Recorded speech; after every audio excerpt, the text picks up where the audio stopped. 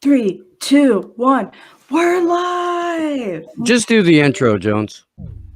Welcome to Slow News Day Live. I am the co-host, Glory Jones, and I am here not next to one of the most haunted hotels in California, but I am in Surveillance Haven, Los Angeles, where recently I saw my first UFO table movie in theaters, Demon Slayer Mugen Train. Thank you very much. Y'all go watch that shit, okay? Because one of these days, someone's going to listen to my anime recommendations. I am joined by the wonderful and researchy Ali Alexandra. Hello. And I am joined by the equally wonderful Anthony Reyes and Stick Whistle and the Convo Couch, whatever they're trying to work out over there. And You gotta turn the camera on in OBS there, buddy. Or XSplit. And most importantly, we are joined That was OBS, by I think. Sleepy Josh, Base God, Tech Ninja. Am I forgetting anyone? This is the worst Nah, fucking just intro kidding. ever. We got J-Tech. we got Steve Poikonen. It's our 300th episode. Okay, well, you knew it was gonna be trash, and I knew it was gonna be trash too. Okay, that's why I don't do the intros or the outros. Yeah, I was hoping you would figure out that that's also why you shouldn't talk over as soon as somebody says we're live. But, you know, it's early. I said we're live. I always do that. How's it going, everybody? Thank you for being here with us. It is the 300th episode of Slow News Day, and I'm fucking kind of amazed by that. I really am. YouTube has done their level best to make us want to get frustrated and take our ball, go home, but fuck them, and we're still doing what we do, still spitting some truth, and we've got a hell of a show. Man, we got so much to talk about. We got some of this Slow News Day Wrench Gang here with us, and we're gonna have people popping in and out throughout. So that's gonna be a whole fuck ton of fun. I really am kind of amazed that this is episode 300 of this show. Fucking. So thank you for the people who are watching, because that's the only way that happens. You know, you guys are fucking rad. I love the shit out of you. No idea what's going on with the combo couch over there. This is what happens when you let Johnny Buttons on the couch. He just walks away from the tech side forever. He's like, you figure it out.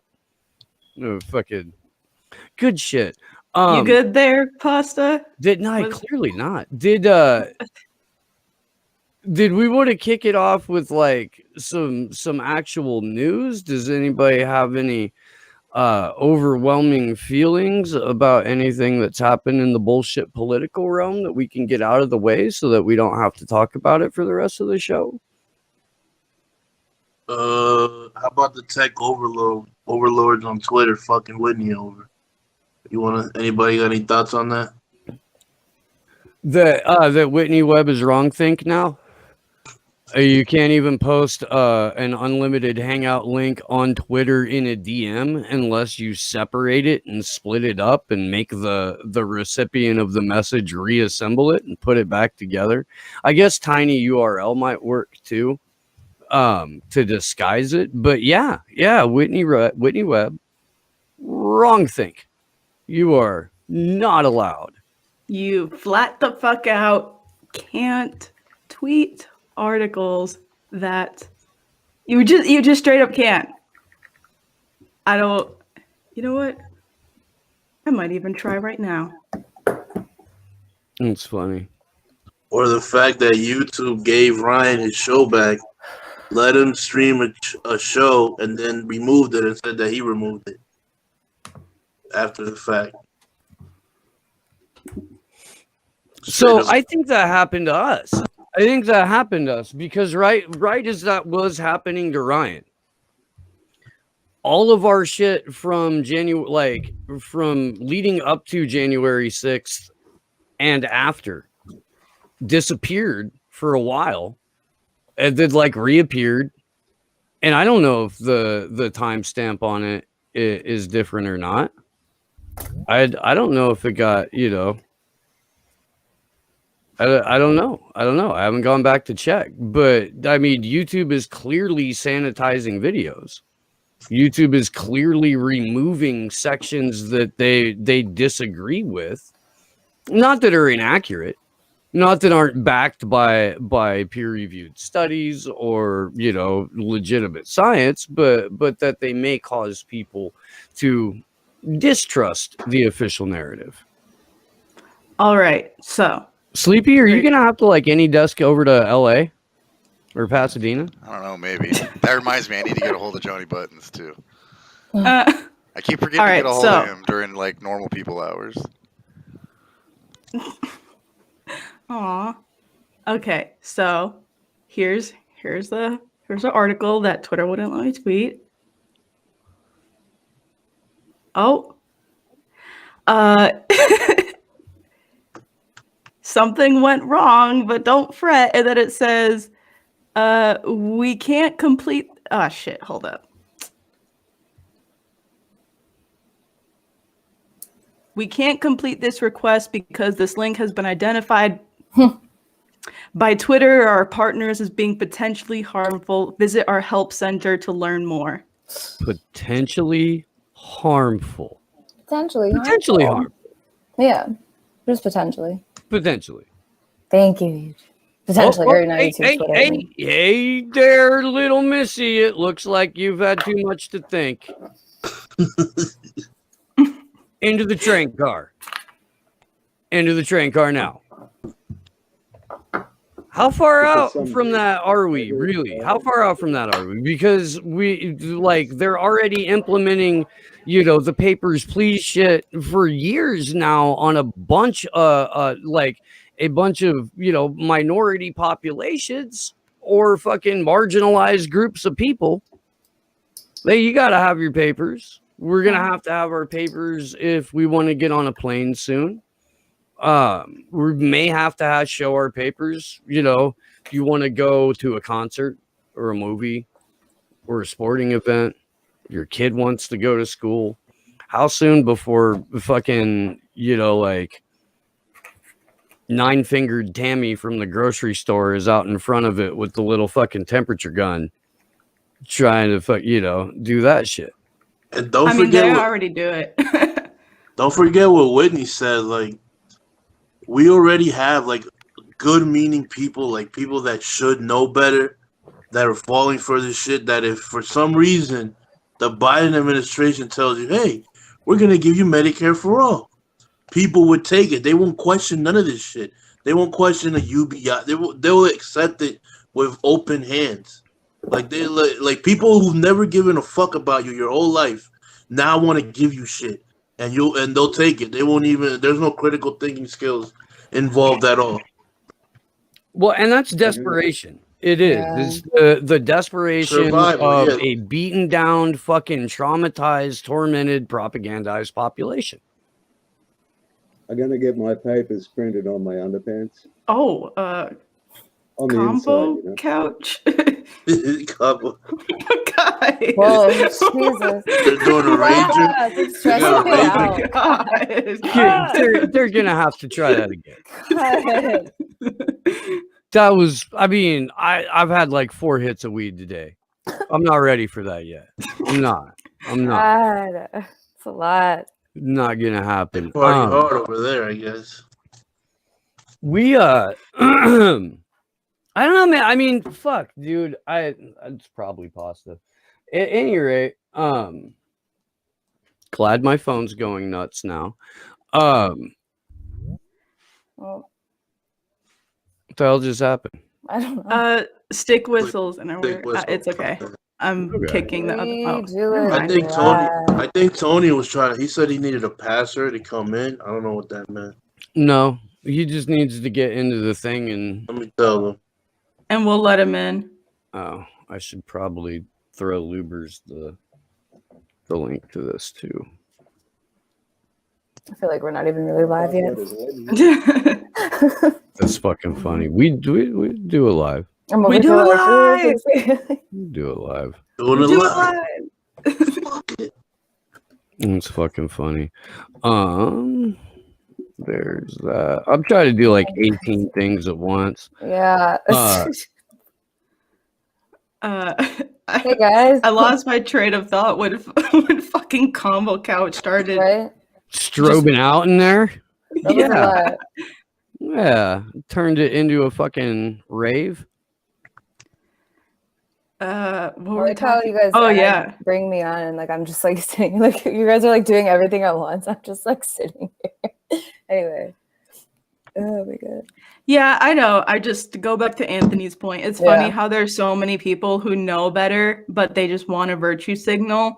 Like a lot of the virtues, it's funny because like Tone, like I'll see the virtue signaling mask people, and you know, like I'll be fucking chilling around them, and they won't say shit because you know, like fucking, I'm their friend, or they see me as being on the left, so it's like, oh, this isn't a problem.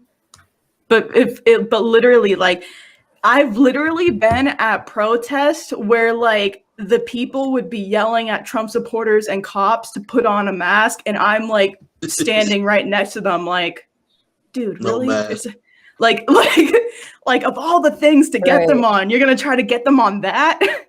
It like hurts my soul that of all things to be pissed at cops for, you choose to yell at them for not wearing a mask. Yeah, they're like, but he wasn't even wearing a mask. Like, okay, that's the hill you're gonna die on with about like cops. The dude's wearing a fucking Blue Lives Matter patch, and you're here and you're over here crying about how he's not wearing a mask.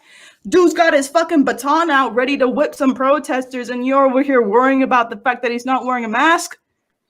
I'll do you one better. Somebody I will leave nameless was bitching that they didn't give Julian Assange a mask. Like, yo, this guy's sleep deprived. He's not eating right. Probably cool. And you're worried about a fucking mask right now? Like that was their main like claim. Like, poor Julian, he has no mask on. Like Julian's probably got like 20 other things to worry about that have nothing to do with a mask right now. Right? Yeah, let's put a mask on the torture victim. Yeah. Who's being waterboard tortured because he printed accurate information. Let's worry that guy's fucking face isn't being covered up enough. Right. Yeah, it's like and that's actually how I found out that like Twitter wasn't letting people tweet out Whitney's articles, because I was trying to send her info on the AstraZeneca vaccine to Stella Morris, Julian's partner, who's asking for information. So, you know, Julian can do his thing, this wonderful thing called informed consent. And hopefully, I'm praying to God he's getting informed, because don't get the fucking vaccine, Julian. Especially not the AstraZeneca one. Holy shit. Don't do it. Are you trying to tell me, Ant, that you don't think that the eugenicists at AstraZeneca have our best interests in heart? Well, they have a tendency to what's it called? Healthy, like a healthy fucking solution to things. Money seems to trump all that. Not even money, because not all of these decisions are made on money. It's like a ideological like power, like this will give this company more power or more sway with a certain group of people that will serve their longevity as a company. Like it could be a multitude of things. It's not necessarily just money. I mean, look,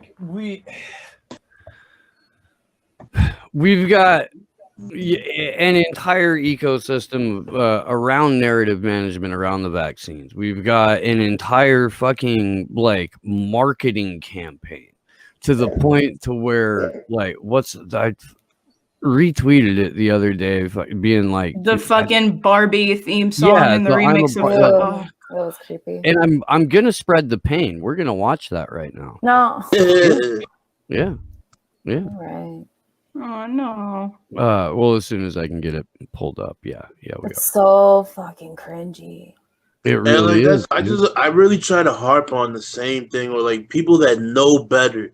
You've seen Sinclair. Like, why does if a certain subject is different, why do you react differently to it? Why don't you keep the same energy, the same skepticism that these people are creepers trying to fuck us over? Why does it change when it goes from Russiagate to COVID?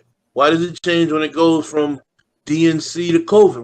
Why does that radically change that way for you? Why does your cognitive skills disappear as soon as the media tells you, oh, you could die from this? I think it has something to do with the medical and science aspect of it. People, I feel like, are more. Oh God. Yeah. I'm sorry. No. By all means, go sorry. ahead. Yeah. Sorry. I don't even know if we'll make the whole 36 seconds. I Oh, don't. it'll be I fine. don't. Oh, don't. no. Hiya, Pfizer. Hi, You got any extra shots? Sure, Ben. Sleeves up. Yo, turn it I'm a Pfizer down. girl in a COVID world. Makes you I'm the classic, physically. mRNA-tastic, 95%. There's no argument. Got no contagion. Are you fucking serious? With my vaccination. Come on, Pfizer. Let's go party. With a mask on. Okay. Stop. Okay. So what was the point of the vaccine if you need the mask? What the fuck? Exactly. Oh, well, it's okay, guys, because Joe Biden recently announced that if you're vaccinated and as long as you're not in large crowds and you're social distancing, then you can go outside without a mask on. Or Really? or if You can go outside. you're a healthy individual who is not a member of a risk pool, and maybe you even already had the thing, even more reason for you to walk around outside like a regular human being who isn't trying to win a gold medal in the virtue signaling Olympics. Joe Biden said we can go outside. Like, imagine seeing that and being like, okay, we can go outside now. TV and the president said we can go outside now and we don't need a mask on. I'm an adult. I know. And That's this was just my response. Please. Bitch, please.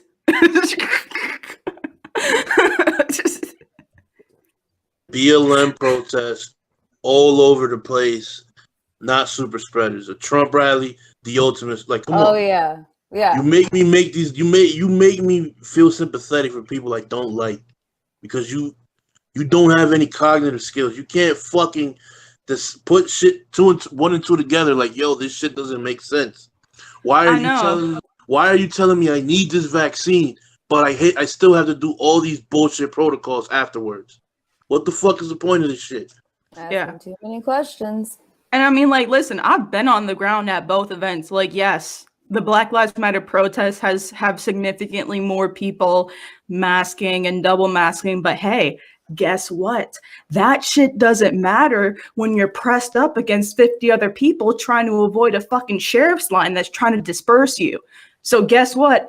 That could therefore make it qualify for a super spreader event because there's no fucking social distancing. What's good, Yeah. Lubers? Is that Lubers? Hey. Hello. Hey, Yeah. guys. Hey, Mark. Oh, look at you. 5:21. That's so early. Yeah, we have a show with All right, 1.5 hours more. coming to the stage right now. Everyone put your hands together for Mark Luber. I always wanted to introduce somebody like a stripper, and I figured it'd be you. Yeah. Big fan, Mark. Big fan. Sent 3 messages. Can you guys hear me okay? Or Yeah. okay, and I'm just here to congratulate you guys. I mean, like 300 episodes. It's insane. Aw. Thanks, Yeah. Mark. And your channel isn't even deleted yet on YouTube. Bro, wait a second. Amazing. People can still send super. How's okay? I'm not gonna. So jinx we it. don't monetize the content. We stopped doing YouTube demonetized everything that we put up. So like a while back, I just stopped monetizing the content, but because we had signed up for the super chats, you can still send them. YouTube takes 30%. Yeah. Rockfin doesn't do that. Are we on Odyssey right now, Josh? We are. Woohoo! We are live streaming on Odyssey as well. So if you're one of the people that's on YouTube that's like, I'm not going to go get a Rockfin account because it's a paywalled service, even though Slow News Day leaves their content free, or like the chat's busted because it is. There's Odyssey, which also has a live chat, which is free, which we're live streaming on now. How do I get And to the live if chat you then? guys help us grow over there, like we have the potential, because there aren't a ton of big shows over there. We've got the potential to like set the tone for what gets discussed on that network, on live streams and shit like that. I mean, because, and again, dude, like this 300th episode is really more about the people who watch the show than it is about us, because we don't get 300 of these without you. And it like, because of you guys, you know, we're still under 10K subscribers on Rockfin, but we are like constantly top videos of the week, top videos of the month. We're like number 7 all time on Rockfin right now with the last show that we did with Whitney. And that's all you guys. 7th of all time, by the way. That's all you.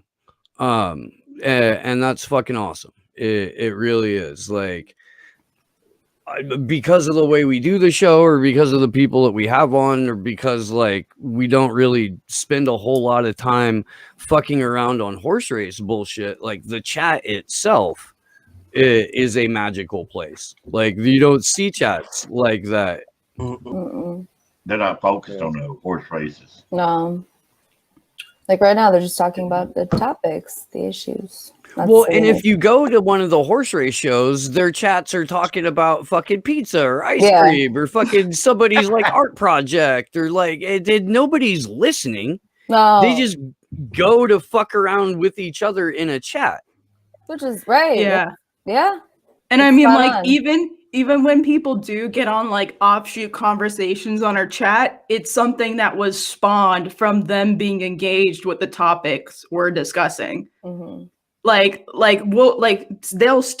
like talk with us about all the mask shit, but then like it might spawn into like a conversation about the environment, and like it's this whole like, you know, intellectual, wholesome conversation. I love it. Real inspiration. That's what that is. Nice. So, yeah. real quick, I didn't even know who Destiny was until last week. I didn't. I didn't find out about him until recently. Too bad you had to find out about it. I did. I found out. Infuriating. I watched him get absolutely destroyed by Professor. We did it for you, Richard Wolff. Fiorella.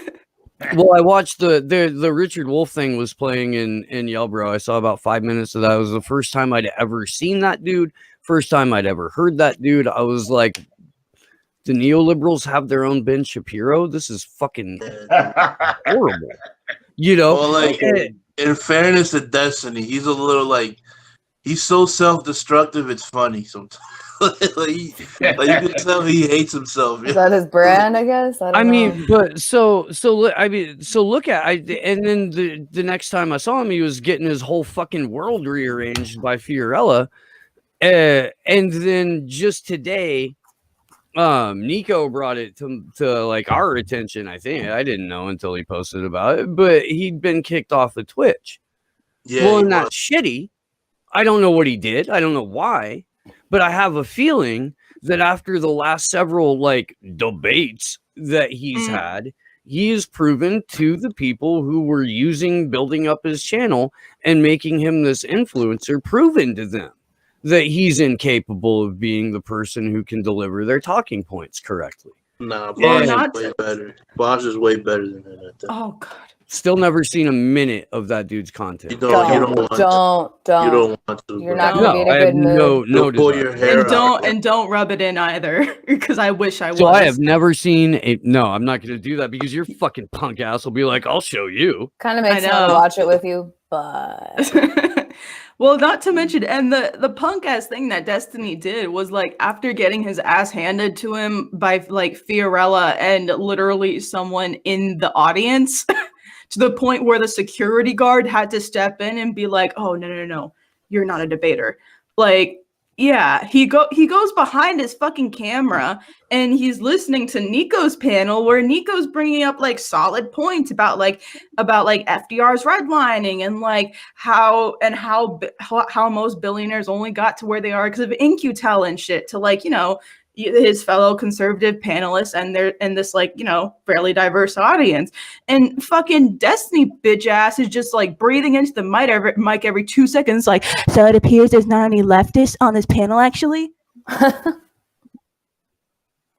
He edited the video with the State Department talking. I'm smarter than you. Yo, that's pretty good. That's That's the pretty whole good, fucking Steve. thing, dude. That's It's the pretty whole good. fucking thing. The guy spends fucking like talks over everyone, sucks all the air out of the room, doesn't say a goddamn thing.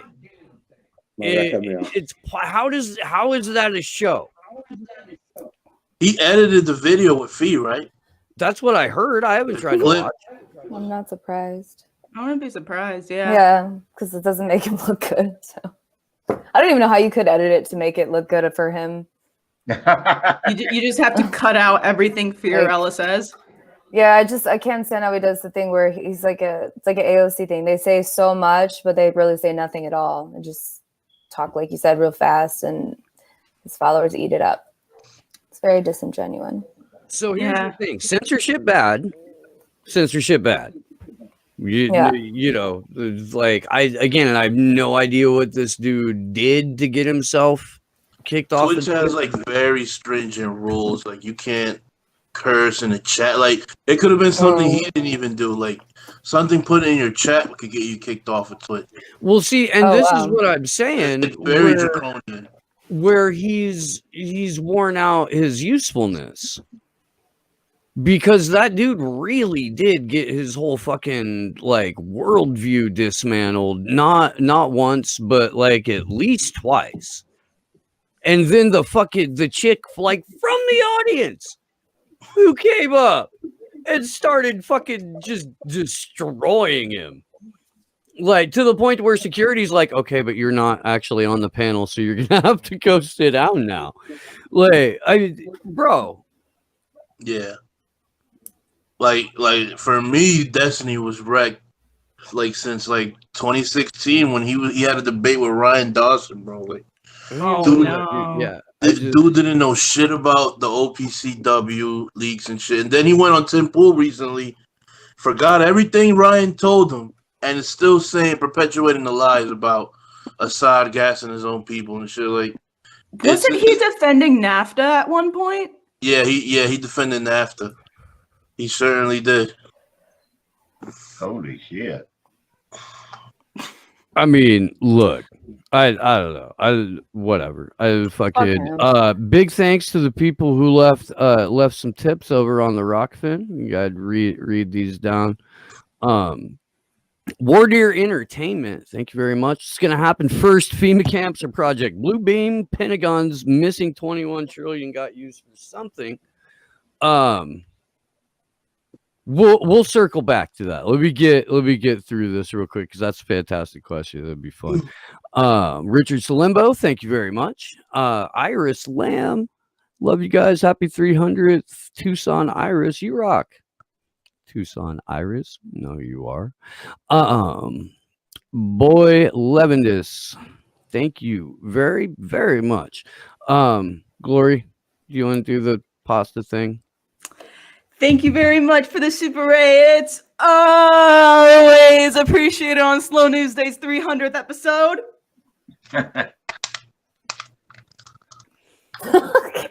Where is Paz? I thought Paz was gonna pull up. He's waiting until the Jets pick before. Yeah, so on. at first he was having tech issues. You're live, bro. You're live. We'll wait. I'm not. No, he's not. He's straight up. Straight up. I'm sorry, man. I gotta wait until the Jets pick, and then I'll. That's kind of funny, bro. That's funny. I get it, though. I get it. Wait, does he have Glory? Does he have a UK soccer team? Is he a fan of a UK soccer team? No, he doesn't. He says he's a Chelsea he's just a fan. hater. He says he's a Chelsea fan, but that's just because he likes Drogba. But like Drogba left Chelsea like a decade ago. Yeah, so yeah, nah. Pasta. I think I remember hearing him say it was a fantasy football guy too. Yeah. And fantasy football is just make believe ownership of other human Yo, beings. that shit is funny, bro. Tell me I'm wrong. Nah, you're right. I mean, you're right, but like, It's hilarious. The fucking predominantly fucking like They changed the white whole male fucking dominated thing, and it's fucking like usually the biggest douchebags on the planet. Yeah. Who are quite literally caveat. imaginarily buying and trading NFL players who are predominantly Okay, Black. caveat. Back in my day Yeah. when I did watch NFL, I used to be. I you used bought to and be sold people too. fine.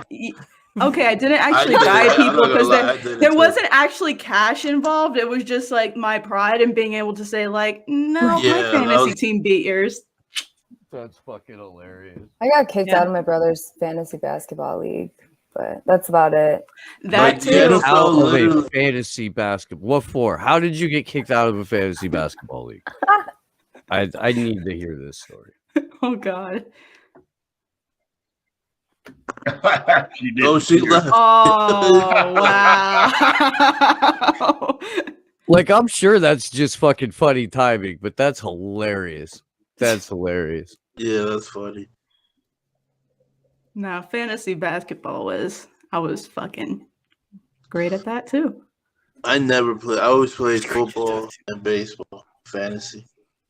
Never. Yeah. I didn't even know they had a basketball fan. To be honest with you. I just, Well, sure. I only did it for a couple seasons in middle school though, and then that was it. But yeah.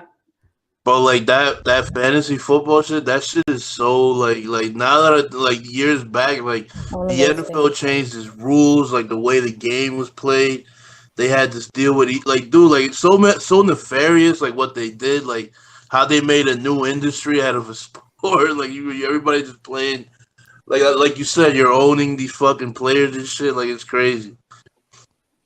It's a crazy concept to think about. Somebody thought about that shit. Like, yo, we can make so much money and distract people to such a large degree, and they did. They succeeded in that. Yeah. Oh man, I just pulling up the YouTube chat for the first Ryan Scarborough saying NFL draft is shilling for the vax hard right now. If you are a fan and you're at the draft and you can prove that you've been vaccinated, you can go backstage. Wow. They have a fucking Wow. and you know they advertise that. You know they put They advertise the promo. shit out of You know, because I don't think they can. I mean, they may have like quite actual fucking vaccine stations set up at places too. I don't know. You know, I mean, but I've did. heard crazier things. For a fact, I've heard crazier. Okay, so I see the background of the convo couch. But I don't see. See the watermark. But I don't don't see an see, actual human being though. don't see a person. Just the cow. Not even the couch. I don't even just see the background. couch. Yeah, I don't see the couch. I'm so sorry. Like, what the hell is this? You forgot Johnny the most Knoxville, important part of the show, the damn couch. Right? Pasta? Yeah.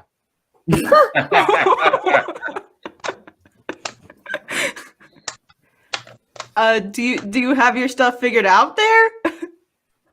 Oh, the camera's not. OBS is not allowing me to recognize the camera. I can't get the camera on. Oh, And where's Johnny when you need him? to be perfectly honest with you, I was delaying until the Jets took their pick. I'm sorry. So we heard. No, we already put you on blast for that. Yeah.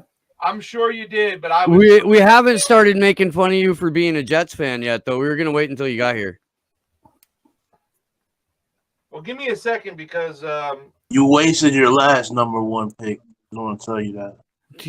Anthony, I was just about to come on and tell you how awesome you are. I love you, brother. But don't be telling me about wasting picks. I know that we wasted. That ain't the first pick we wasted, and that sure as hell won't be the last with the New York Jets. Well, I mean, hey, look, at least you got a pretty, realistic view of it. Yeah. Stop drafting USC quarterbacks, Pasta. We did it. There We is drafted that. a BYU quarterback just 10 minutes ago. Oh, they got what's his name? White? Wilson. Wilson. Ah. Nick Wilson, some shit. I have checked all the way out of fucking football. You should. Like, it's not worth checking in, bro. Same. all the way out. Same. I only watch real football now. I was never really checked in. I mean, I only historically only watched real football, but like even when like I did watch American football, it was usually because it was on at somebody else's house. Oh hell yeah! Truthzilla? Hell yeah! Scott, what's up, guys? Holy shit, man! How's it Scott going? from a show that I fucking really enjoy, Truthzilla. What's up, guys? How you doing, man? Excellent. How's it going, Hello. everybody? Man, Hello. congratulations on 300. That's so cool. I saw you on the Telegram channel, and I was like, crap, okay. Just kind of hanging out. Actually, at a little restaurant here, doing some editing for our show, and I was like, yeah, I'll pop in and say hi. Congratulations. Yeah, Thank it's awesome. you. Yeah, Right on, wow. man. What you guys got going on? Because I don't know how many people who are watching right now are familiar with Truthzilla. Like, let everybody know what you're all about.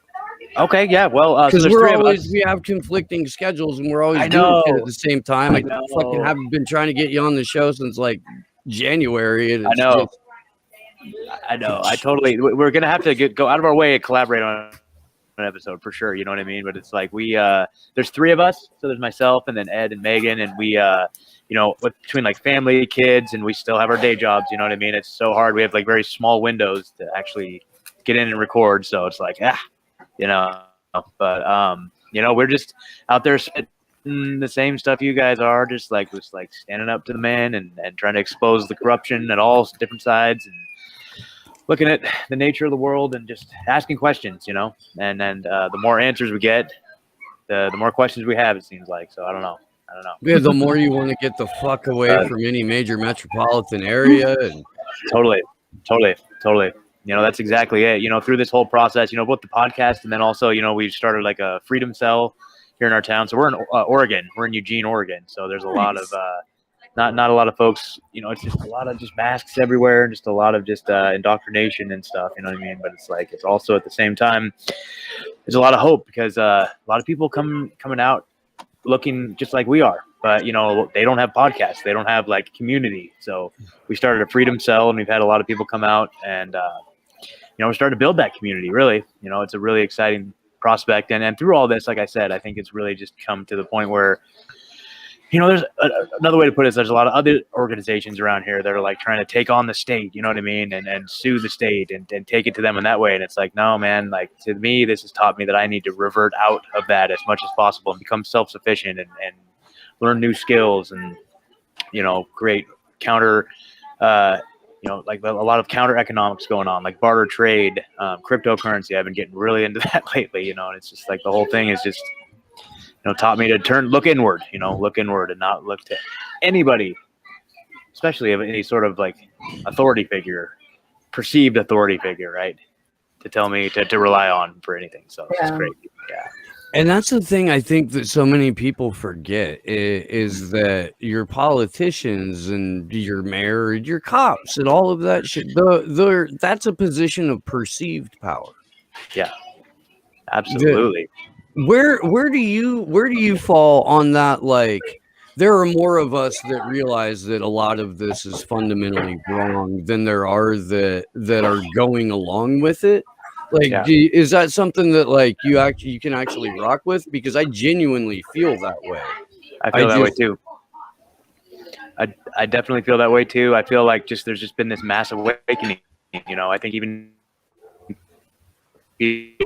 there's so many folks that like in our little freedom cell, for example, a lot of folks that are just like, I was hardcore like Bernie supporter to the whole way, and then all of a sudden they realize that, everything that happened to him, that even that is, it's all a scam. It's all a scam at that level. It's all a scam. You know what I mean? And it's just like, the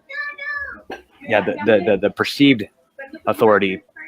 It's just like, yes, I feel like people are waking up in droves, and I think a lot of people are just afraid to take the mask off and afraid to take that first little step, because it is an act of rebellion these days just to meet in public and then go into a store without a mask. I call it my new favorite extreme sport here in Oregon is walking into a store without a mask. It's just like such an adrenaline rush. It's like, yes, yeah, it's intense. You never know what you're gonna get. It's gonna pretty much guarantee to be a confrontation of some kind, whether it's a customer or an employee. But it's but I think that some people, I've had these situations too where I'll see.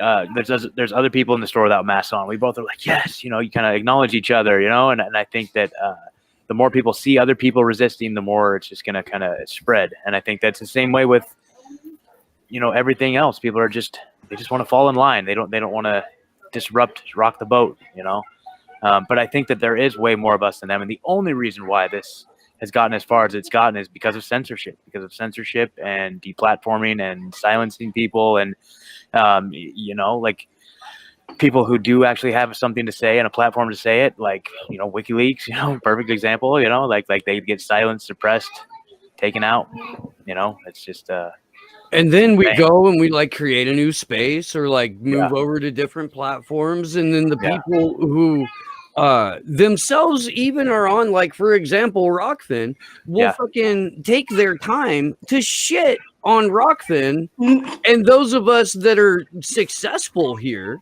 Yeah. Because their shit, nobody wants to buy their shit when it's outside of an established mainstream platform like YouTube, like Twitter, like Facebook, like Twitch. Exactly. Yeah, sorry, people don't like trash ass commentary. That is douche. Sorry. Bullshit about some red team, blue team garbage that fucking only serves to further divide and distract people. Absolutely. Yeah, I'm a huge fan of Rockfin. I love Rockfin. They've been good to us. It's been a real awesome journey. I heard Sam's taken over as the the head of development for like the comedy or something like that. Head of development for Rockfin's fucking like comedy division. That's great. Which is a brand new thing that I don't even know. I know he talked about it on his live stream earlier, so I'm not gonna feel bad about saying it because I don't know if that's like secret squirrel. Oh, I guess. Oh man. Well, no, there was a notification on Patreon. I got a Patreon notification from him. He sent a link out to all his Patreon people and said, "This is the position I'm taking." He's actually deleting his Patreon and he's going exclusively premium on Rockfin. So yeah. I thought that was cool. And when Ryan Christian got booted, we nuked our Patreon. And I mean, to be fair, it was like a really fucking easy decision anyway, because I'd been ignoring the fuck out of it since we got onto Rockfin and had been telling people, like, if you support the show, do it somewhere where you don't have to pay, the same amount of money to like 30 different content creators that you want to support, pick one.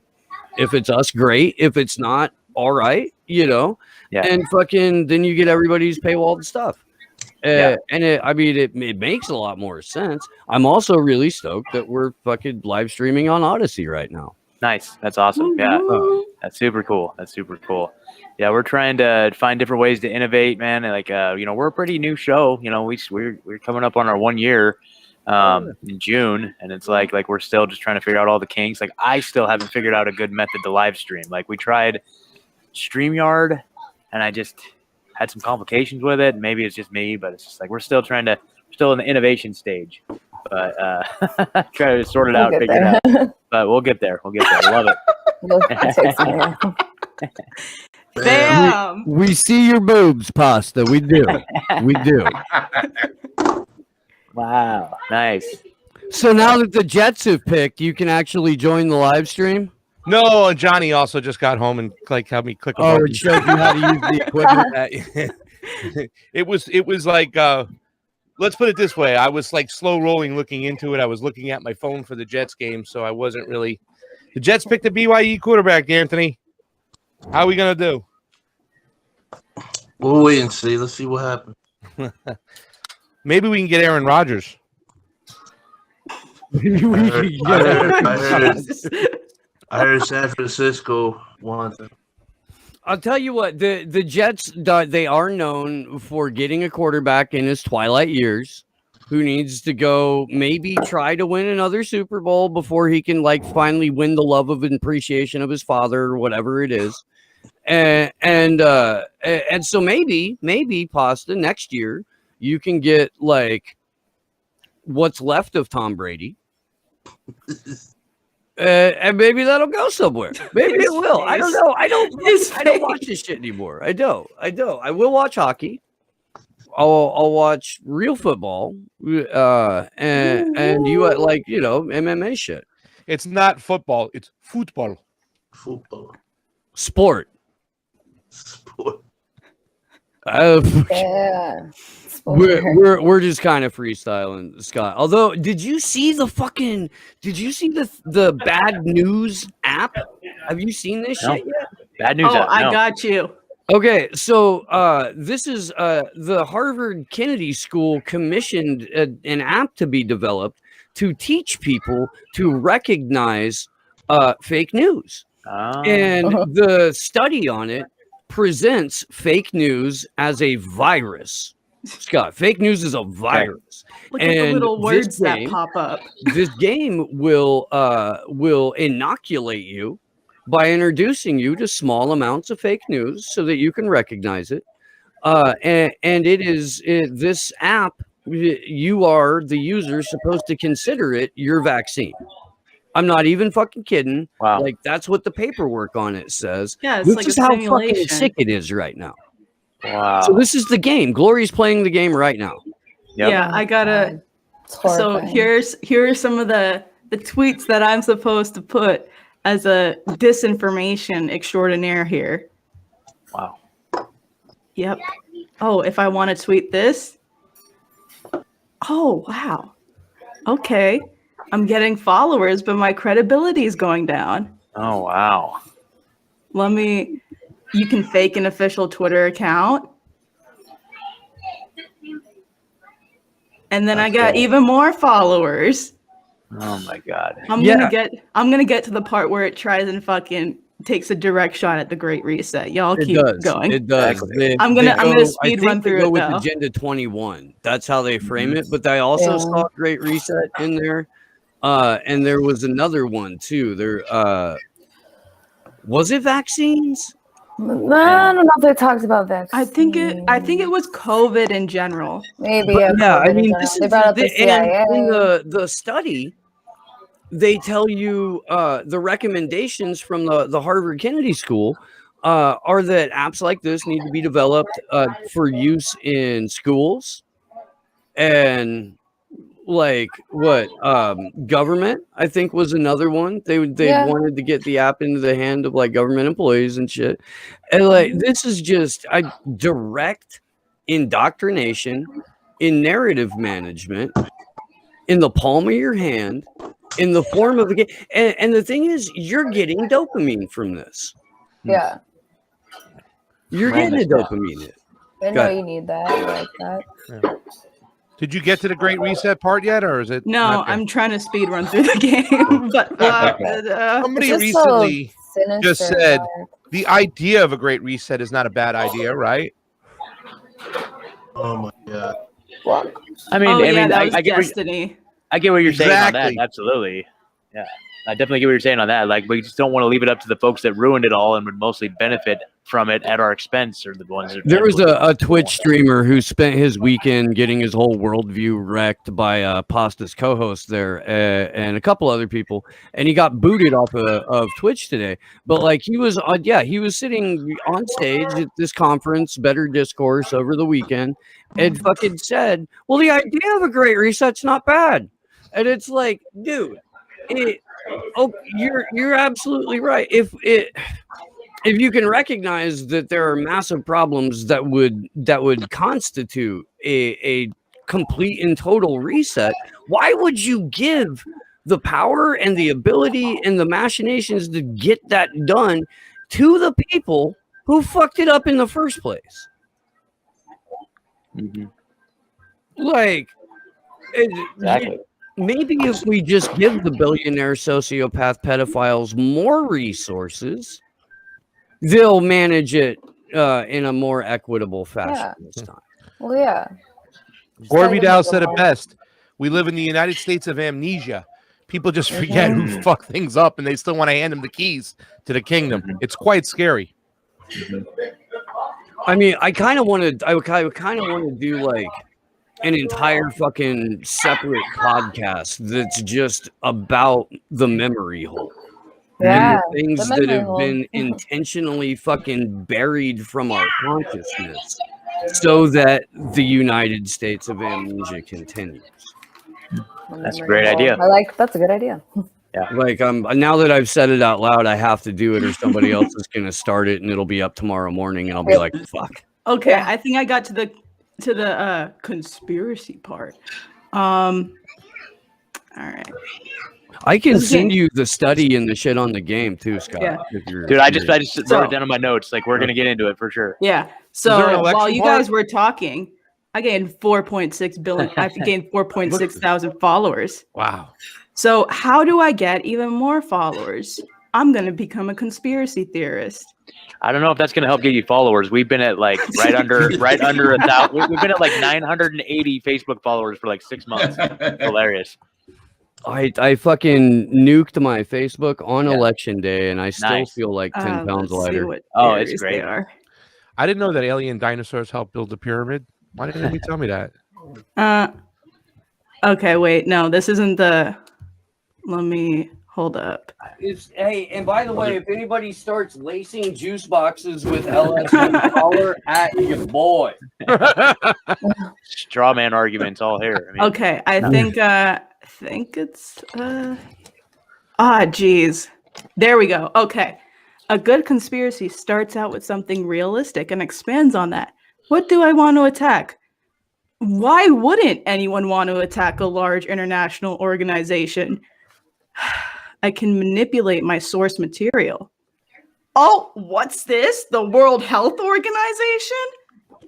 The COVID virus has been declared a pandemic. Please make sure to wash your hands and isolate yourself. Not interested. What's the next one they give, I wonder? United Nations will be doubling down its efforts in the next few years to comply with the goals set in Agenda 21. And then those are the two ones they give. Let's go after Agenda 21 because that's what the conspiracy theorists do. Yeah, that's totally what UN Agenda 21 is. Mm-hmm. Yeah, sounds harmless, but there's a crazy, oh my God, there's a crazy theory that says Agenda 21 tries to depopulate the earth and that the media is hiding this. Maybe don't uplift eugenicists and we won't say that. There's plenty of things to exploit, but let's start with something realistic. Oh my God. This is ridiculous. What do I want to say? And do you see what they're doing though? They're taking the overall crux of what the text of Agenda 21 is, but they're making sure that they use specific words that aren't included in the fucking the actual like paperwork behind it. Yeah. This is true, by the way. Agenda 21 is for keeping poor countries. Well, that's why they're treating this like it's like. Oh, you just got 111 subscribers. Yes, I did. Awesome. What the fuck? Let's see.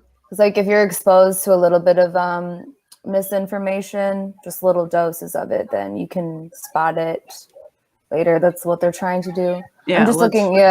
Publish the this. Misinformation Center at Harvard. Got more. You're about to break 5 Jeezys. Oh, they just put out a new article. Customer loyalty. Yeah, it's not about giving followers information. It's about customer loyalty. They believe in a conspiracy theory. Real awesome. Oh, I gained a conspiracy badge, everyone. Congrats. Hey, Hooray! Nice, nice. Yep. So They're onto you. we found out about this game like the same week that somebody had sent me a Stanford study on the effects of mental health in adolescence pre-lockdown and during lockdown. And like never before have children been so fucking traumatized. Like, and then we're giving them this. You know, we have an entire generation of kids whose like mental stability is hanging on by a thread if it's still there at all. Right, if it's there at all. And we're going to new normalize them with this fucking narrative management. With like this level and sophistication of propaganda. Like when we started this show, I believe in like the episode 0, we said that the job of independent media, real independent media, it is more difficult than it's ever been, because not only do we have to deal with the rewriting of history, we have to deal with the rewriting of real time as it happens. And that's where we are with our level of propaganda. Real time is being rewritten as it happens. How do you combat that? And I'm going to open it to the panel for that. the conformity pool is too big. It's hard to manage. That's why they're doing all this extra shit. Well, I think they're doing the extra shit because they're losing control of the narrative. If the propaganda was working, we wouldn't be seeing it at this level. Right. It works in peer groups, you know. When you're trying to do a global peer group, man, you got to wash out a lot of babies with that bathwater. Barely heard that. I'm sorry. I did turn way down for the fucking Pfizer commercial. Were you in here for that, Scott? Did you see that shit? Oh, I did not see the Pfizer commercial. Oh my god. Oh my dude, Which one are we talking about here? What I didn't see it Okay. either. If you can play it. The one that's remixed to the Barbie theme. Oh Yeah, god, it's no. got a very no, obvious target market, their demographic no. they're going for. no. I'll tag you in it or something. Yeah, I was gonna say, don't. I'm not. It's a real I'm not treat. Okay, sorry, yes. We don't want to subject you guys to that. I just love like No Agenda. I don't know if you guys listen to that No Agenda podcast. They've just been like all the ones where it's like the 60 minutes clips where it's like, and this week we're having it's like 60 minutes after hours expose on Bill Gates brought to you by Pfizer. It's like, oh my god, Right? it's so brutal. Yeah, No Agenda. That's definite, I haven't definite must listen. for sure. It's like when you're watching those fucking like WEF panels and it's like, oh, we're going to have a talk about sustainability with the CEO of Tiffany's who gets their diamonds from mines in the Congo. Then we're also going to have a representative from ExxonMobil, the mayor of London, and Alex Karp. Yeah. Yeah. Or my favorite last week, it was Susan Wojcicki or whatever her name is, YouTube, the Free Expression Award. Yeah, isn't that great? She got the Right. award, right? Susan Wojcicki. She paid somebody off for that award, right?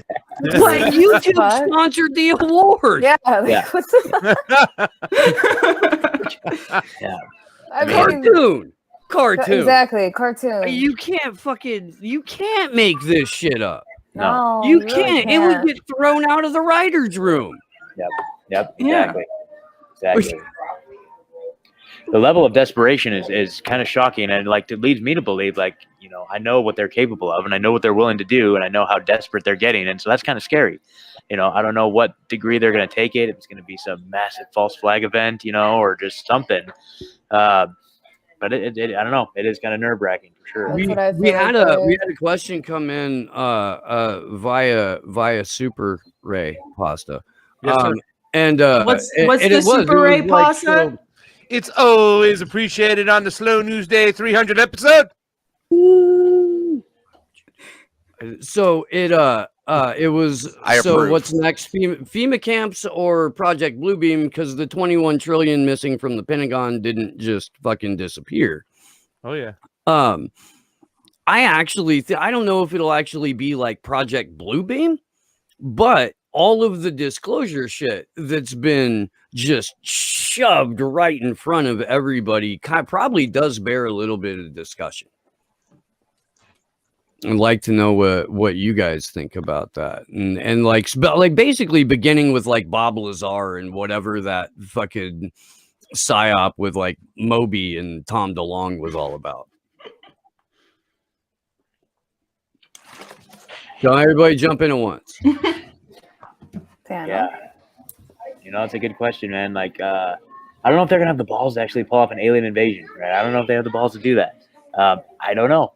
I mean, if that's how it's all gonna come to this cataclysmic event, then I guess if I had to pick, like if there was all the options right on the table, and it was like, okay, nuclear destruction, you know, some other terrorist event, I'd probably choose alien invasion. I mean, why the hell not, right? Or you know, or just to collapse in the infrastructure, some sort of like cyber attack to take down everything and force us into some sort of like shit hits the fan situation. Like, out of all the options on the table, I think an alien invasion would be pretty cool. Maybe.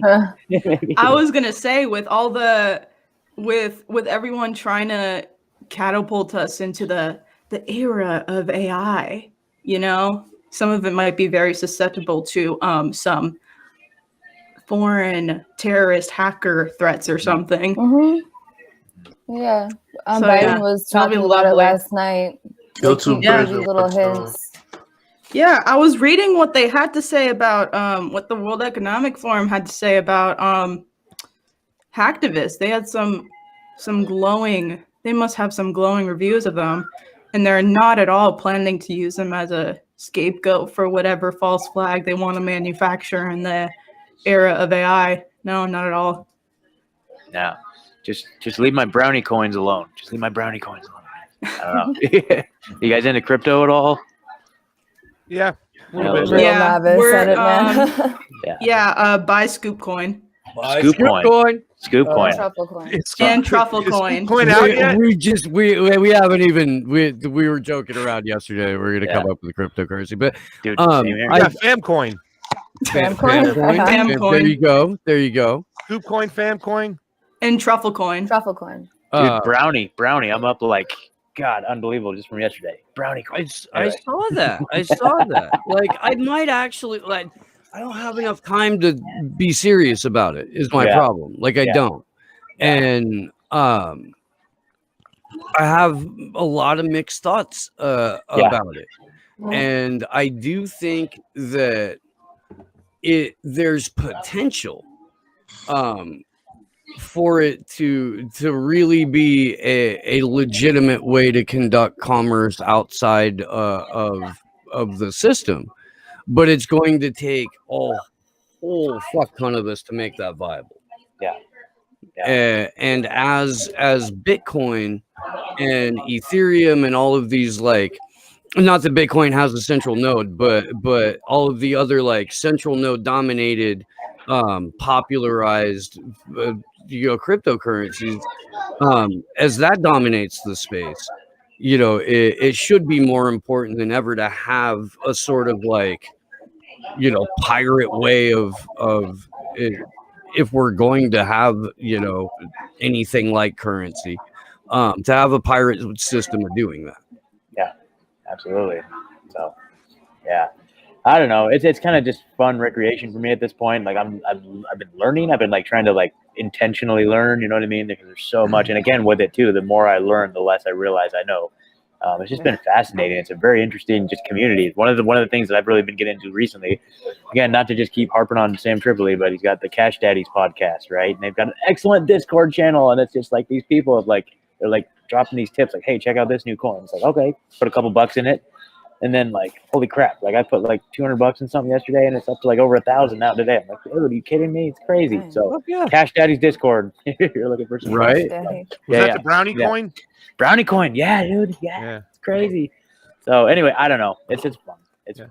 I think I hear a lot of, I mean, aside from the strain on the electricity grid when it comes to cryptocurrencies, especially Bitcoin, the only thing I always hear too as well, Fiorella and I will constantly talk about it. It's not the final solution; it's the next solution. Yeah. Because even though it has a lot of positive things about it, whatnot with cryptology and how the little guy can get involved, it still doesn't address our most oppressed, our most in need, our most really poor and stuff like that, and how we're going to help those people and get those people off the street and get them in the homes, whatnot. So I think crypto is a great stepping stone, but still, I want to know what we're going to do as that number of really serious impoverished people just continues to grow and get bigger and bigger and bigger. Even in the United States, how are we going to take care of those people at the end of the day? I don't know. So it's one of the things I and that's where the benevolent state comes in with the UBI pasta. Yeah. That's tied to your social credit score. Yeah. The same state that got them in that situation. I feel like as we move forward in the world and things begin to start innovating, right? Wouldn't it be nice if they used all this technology and all the intelligence and resources that we had to innovate towards helping people and just making a better society for everybody? But instead, no, it's all being diverted towards the wealth gap and everything, and making us keeping us out as much as possible, right? Keeping us out of the big club that we ain't in, right? Yeah. But as their own maybe power. Yeah, as cryptocurrency continues to develop and innovate, maybe that's the direction we can take that, because we control that. There's no way, there's never going to be a system where, the hedge funds or the fiat currency are ever going to innovate towards making it good for us. But the cryptocurrency, at least there's maybe the chance that could innovate towards something that would be beneficial for the rest of us and cut them out. Who knows, That's an excellent point. That doesn't sound good for the stock market. I mean, sorry. Okay. I mean, the Wall Street bet shit alone on its face what our government will do with the system. I mean, it was disgusting. They just really just went in there and fucking, openly did it, and they had no repercussions to pay. When they went to the hearing, it was just a bunch of bullshit. They were just wagging their finger, but still, at the end of the day, dude from Robin Hood got off of doing what he did. For real, he did. It's terrible. Pasta, do you want to bring up anything about what's going on with the Arizona recount? I actually do, because I hear Fiorella walking around. I can hear her clonking up there, so I know she's going to be down soon and want to jump on. But yeah, thank you so much for the opportunity, Steve, too, as well, and congratulations on the 300th show. Love you guys. Love the fact that Gloria's there rocking it with you guys and all our new friends. Anthony, great to finally be on screen with you, brother. Please reach out to me. Maybe we can do something together. Allie, it was great meeting you in Chicago and all your other guests, and also, of course, Sleepy Josh. Behind the wheel, brother. I love you and I love to feed you. So next time you come out, I can continue to cook for you. But yes, we are gearing up to get our asses out to Arizona. You put the Arizona audit is actually taking place. Pasta. Sleepy J said you put 6 pounds on him. Whatever, dude. You legit did put 6 pounds on him. All my food was fresh, made from scratch. So I'm not complaining. Well, then don't throw me under the bus and tell everybody I'm making you fat. Nobody's gonna come over then, John. No. That just means you cook damn good. Who the fuck are you hanging out with? Is that Vane, Pasta? I mean, Jesus, there's a couple of fucking walk that shit off. Love you guys. Yes, absolutely. Walking it off back to the Arizona audit before I was interrupted. Thank you. Not bad. So I know people might hear when it comes to elections that, we have audits and whatnot. We really do not. I've explained this before on the channel. I was on Jason Berman's show the other day, and we never really get audits. Most of the time, the audits are either sample audits with less than 2% of the vote count, which is already kind of pre-planned where they're going to audit beforehand. So it's really just, it's just, once again, like for show. When they do these audits, the same thing in LA. It always depends upon the state or the county. But in Arizona, they actually fought for an actual audit. And they're going through with it. And they had to fight like hell. The state legislative, they had to fight with the Board of Supervisors, Maricopa County. And I know Glory knows what it's like to wait to speak to Board of Supervisors and how they protect people. Well, the Board of Supervisors was really, really hard and fought the Arizona State Senate, which is slightly Republican, that eventually got and fought for this audit. They now have 2.1 million ballots at the Memorial Coliseum in Phoenix, where the Phoenix Suns used to play. And they're going through this hand-counted audit, and they're doing everything. They've gotten control of the computers. They've gotten all the ballots. Now, they said they've been given the software, but I wonder how much is going to be tampered with or messed around with. Either way, they're going to still have to come up with the count that's accurate, whatnot, and now we have all the things. The fear is that in situations like this, when we've gotten this far, the feds come in and confiscate everything. saying that you're not having the proper security, you're not protecting people's information when who they voted for and their privacy rights. And there's that argument between, hey, listen, voting is a private act, counting is a public act. So really, to tell you the truth, a lot of the election integrity activists are out there. There's one leftist in particular. His name is John Roberts Brakey. He's a good friend of ours, good friend of the show. He's a leftist, a Democratic progressive, he calls himself. So I've been telling the crew, and we've been also agreeing how important it is for leftists like ourselves to get out there to show that election integrity and an actual audit is a nonpartisan issue, not a bipartisan issue or a red and blue issue. So it's really excited right now. We're going to get on out there. We're going to do interviews. We're going to see what's what. Unfortunately, we're not allowed to have our cameras inside there, but they actually have a website and a Twitter set up. And in the website, they have all the cameras of everything going on. And there's like a red team, a blue team, a green team. Each team has a different objective or a different duty. They have everything secured. So this is really just kind of exciting. You know, I mean, if in fact, and I told Jason's audience the other day, I suspect, being an election integrity activist, that if there was any foul play or fraud taking place, it was in the name of when they just shot out all these ballots to everybody on the mailing list, to everybody on the registration polls via mailing ballot. Those rolls, almost in every county across the country, are not updated properly. When people move, you don't go and call your old electoral office and say, hey, take me off the list. It doesn't happen. So if you don't clean these rolls properly and you just send out ballots to everybody on the roll, you're going to have an excessive amount of ballots. With ballot harvesting and these boxes that are just outside the chain of custody, there's no security, no camera on these things. You can just literally cluster a election by stuffing the ballot box. And that's why in this particular election, you are actually told that Joe Biden got 12 million more votes than Barack Obama, which is just ridiculous because the dude couldn't fill my living room, and Barack Obama and Donald Trump filled stadiums. So I'm suspecting if they do find anything, it will be through way of clustering and stuffing the ballot box. They actually have a new guy who's on the spot. His name is Javon Hutton Pulitzer, who's actually going to authenticate the ballots to make sure that he's going to check the papers, the fold marks, the whole 9 yards. So this is just a very exciting time. And if we do get some results that I think we could get if the feds don't go in and fuck things up, all hell could break loose, because now Wisconsin's on deck, Georgia's on deck, Michigan's on deck. I'm talking to people in all these states, and they're just all the eyes are looking at Arizona and Maricopa County, the second biggest county in the United States behind Los Angeles, to see what's what with this audit. So yeah, and I was gonna say real quick too. Everybody swears that this is like a right-wing conspiracy, but both Republicans and Democrats do it. In fact, Republicans do it to the point where there was an election, it was either in the Carolinas or Georgia, that was actually like voided and had to be done.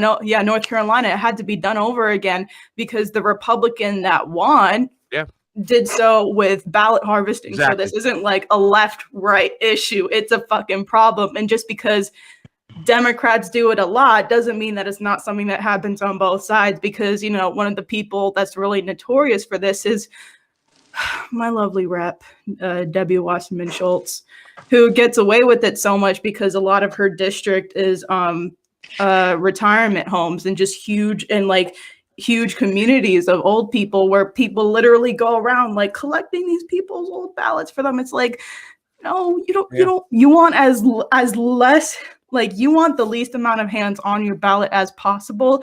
And that's not to say that, like, oh, you're against making voting easier. Like, no, there's a lot of corrupt people out there. You want the least amount of hands on your ballot as possible. A mail-in ballot could potentially touch 14 hands before it gets to its spot where it needs to be counted, literally. And there's a reason why mail-in ballot votes have been banned in a lot of other countries, because just like Jimmy Carter and James Baker said in that bipartisan commission, that the area most open to fraud is the mail-in ballot. I think Cynthia McKinney's done some work on this too as well. They used to call it the secret ballot because you don't know where it's coming from or where it's going to go or where it went from, especially with the whole ballot harvesting when you can just put it in the middle of nowhere, drop it in a drop box. But I mean, also too as well, what we like to explain, it's something that my partners really got on my ass about. It's something that the Last American Vagabond talks about. it's a two-party illusion. It's the establishment. Fee tells me all the time, it's the establishment, it's the establishment, the establishment. And make no mistake about it, a lot of people in Arizona, they'll hear it from us when I tell them, like, listen, I understand that you still want to sit in there, reform the Republican Party, but make no mistake about it. The Democrats couldn't have cheated this election for Joe Biden without the help of the Republicans turning a blind eye in those areas where they did cluster these ballots in the middle of the night, 3 a.m., whatnot. So, yes, it is an establishment. It's a two-party illusion. I think that our boy Mitch McConnell and Lindsey Graham are a lot closer to Joe Biden than they ever were to Donald Trump. So people need to keep that in their mind, because this is the establishment, the predator class, the military-industrial complex. This is the mechanism in which they keep control. They fix these elections. You know, I mean, we talked about, Jesus, Glory, how many mail-in ballots did Debbie Wasserman Schultz have this time in the primary? She had like 40,000, which was more votes than she had when she beat Tim Canova 2 elections ago. It's ridiculous. And the fact that we don't audit these things, we don't check these things, and the fact that we're not looking at the framework and the process of our elections is just ridiculous. Oh, Pasta, calm down. You can audit the elections. It's just that you only get to audit 1% of all the ballots, and it has to be done behind closed doors with a select few people that were handpicked by the Office of Elections. Come on now. There is an audit. It's funny because if it's not that 1%, that little sample size, it's a logic and accuracy test. It's actually, there's 2 major companies that actually certify the machines before the elections. They bring them in to take like 30 ballots, run them through the machine, and go, look, the count's right. It must be working. That's their friggin' audit. And then they sell that to the public as if they actually really audit things. They don't. That's why this Maricopa County audit is something, it's unprecedented, unprecedented. And it's something that really, to tell you the truth, it's just that I'm excited and giddy about it, but I'm also nervous to find out what happens, because they also had some time in between the election to maybe mess around with some things to kind of cover up their work. Whoever's pulling the strings behind the scenes, because there's a lot of, and I watched a lot of these hearings all around the nation, and it's crazy. So the Convo Couch is going to get our butts out there. We're going to educate some Republicans, just like we did in January 6th, where we explained a lot of things, the difference between using the right vocabulary. It's not voter fraud. It's election fraud. It's, you know what I'm saying? It's not a voter that's kind of swinging this election. It's a body cheating. So thank you guys so much for me coming on. I want to get Fiorella on here. She's all dressed up and ready to rock and roll, so I don't want to hold on to her seat too long. And I love, no, you got fans here that just jumped in to see you, fam. Fam? Guys, I love you. I'm going to go watch the NFL draft and watch the rest of the hockey game. Bye, the Pasta. Islanders are winning 3-0. Peace, Pasta. Hey, Grandma. Anthony, let's get together for sure. And everybody, it's good to see you. Later, Bob. I'm Red down. Steeds, Hi, Pasta. Red Economics, Sebs, everybody, it's great to see you guys. I love you guys. Love you, Glory. Love you, Steve. Let's get together soon. Absolutely. All right, see you, Pasta. Bye, Pasta. And while Fee's making her transition in, I'll also introduce 2 new people you may have noticed coming in. Some awesome people. We got Sebs, aka Red Sea Hi, guys. Socialist, and Stevie, aka that's just a fucking awesome name. I've always loved this, Red Economics. And now we have Fiorella Isabel Mallorca joining us. Okay, shit. Oh, good. Pasta is like the grandma that stays and says bye like 50 times and like takes an hour to leave. You know that person. Yeah. You guys, I got to bounce out too. We got an interview here at 7:00. So it's so Right awesome on to hang top. out with you guys. You guys are freaking amazing. I love this. That was so cool. We'll have to collaborate soon. Hell Yeah, yeah. thanks for popping yeah. in. Yeah, you thanks guys. for popping in, dude. Yeah, congrats on the 300, you guys. I'll talk to you later. Thank you. Bye bye. Hell yeah, dude. That was nice. What's going on? Fee, Stevie, Sebs, how y'all? What's up, guys? Good to see you. Sorry, a little late. A little late to the party. Oh, Better that's late all than good. never. Yeah, I don't know. Yeah, if that's you the noticed or Combo not, but Couch's fucking motto. Oh, Right. shut up. Right. But I mean, we do, I don't know, dude, if it's evident or not because of how like tight the show is, but we do try to be a little relaxed around here. Just a little bit. A little bit. Fee, I would imagine that you may have something on your mind. I don't know. Why would you imagine such a thing, Steve? Because you are an incredibly intelligent human being, and so for you to have nothing on your mind would be quite rare. You went to Kenosha. I This did. weekend. I did. Yeah, that was interesting. It was, first of all, everybody was really nice, and I know that's gonna score me some points with DSA members. You know, these people that are supposed, all of them Nazis, were really nice. I mean, they invited me to speak at a panel on the Green New Deal, and it was a last minute addition because the person that was supposed to speak dropped out. I had already tickets to go to Florida to get have an appointment there, and it was I moved around all my stuff to go, and I didn't, you know, I would have been more excited to talk about election integrity or to talk about imperialism or censorship, but the Green New Deal, I think they, you know, I think they expected the leftists to like defend it, and instead I completely just blasted it for what it is. And I was a supporter of the Green New Deal when it was supposed to be the Green Party's Green New Deal. Then Bernie took it. And then under the impression that AOC was who she was, I'm like, oh, this is great. But when I started seeing her veer away from the All Fossil Fuels Act, which was Tulsi Gabbard's act, and completely take out fracking, and then you have Robbie Receipts bringing in the Sunrise Movement's dealings, which initially I was like, no way, like the Sunrise Movement, blah, blah, blah. And then you start connecting the dots. And then, of course, come in Whitney Webb and Cory Morningstar with all of these revelations and these connections. Big like, shout out. You can't ignore that. You can't. I mean, like, it's the money ties, right? The same way you look at politicians and you say, oh, if these politicians take money from these corporations, from these industries, they're not reliable. Why can't you do the same thing when it comes to a non-binding resolution that doesn't address imperialism, doesn't address fracking, isn't really honest about how they're going to put in jobs, and has the backing of the majority of the establishment, Google, Pfizer. You guys know all of this. I mean, it's crazy to me that me saying that is me becoming a right-winger or a Republican. And even then, I guess Destiny's chat was like saying that he was sucking. I don't know. I was you know, in the panel. Obviously, I wasn't watching it, so it was interesting. I didn't really know who he was until the day before I left, and he had that interaction or whatever obliteration with Richard Wolff, where it was like a complete embarrassment. And I watched it because Pasta was watching it, and yeah, like I didn't even know who he was. I had no idea. Like, really, he was like one of the main guests, so it was kind of funny. Yeah.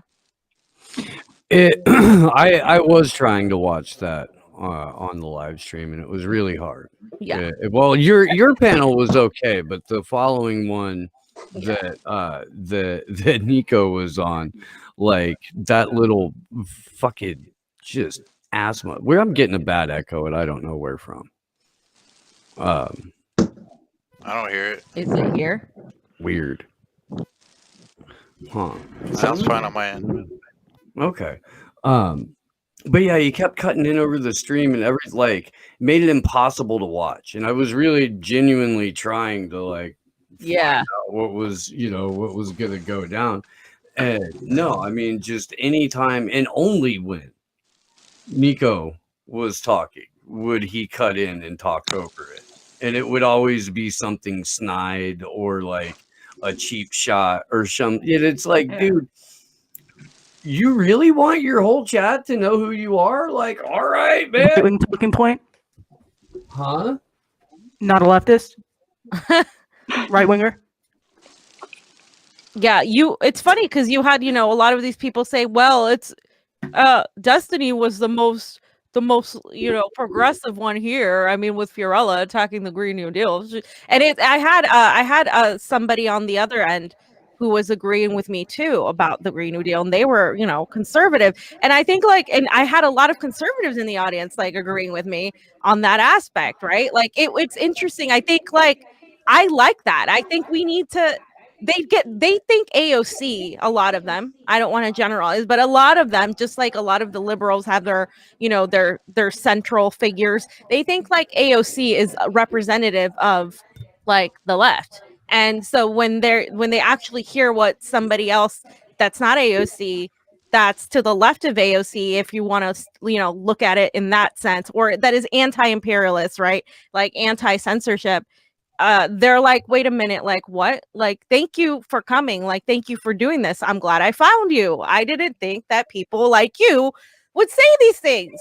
And I think that's what we need to do more, is to expose a lot of this audience to ideas that they've never heard of from a different angle that they might agree with. And I think like if I would stay at home and like not talk to people thinking they're all fascist Nazis, then what does that do? It doesn't expose these people to these ideas. And now, as you've noticed, more people are talking about the Great Reset. More people are talking about these things because now, if more and more YouTubers say it, if more and more of independent media says it, then it's okay for me to talk about it, right? And like that's what I've noticed. I think the influence of everybody, like all of you guys talking about these things and like expanding it, is really creating waves in all of independent media. And it's of course changing the conversation now to something that these are the things you should be talking about if you're serious about actually challenging the system or whatever, So to that, I do want to say, and I touched on it a little bit last night, that I've seen a couple of content creators who won't talk about this shit on their show, and they'll go onto somebody else's channel as a guest.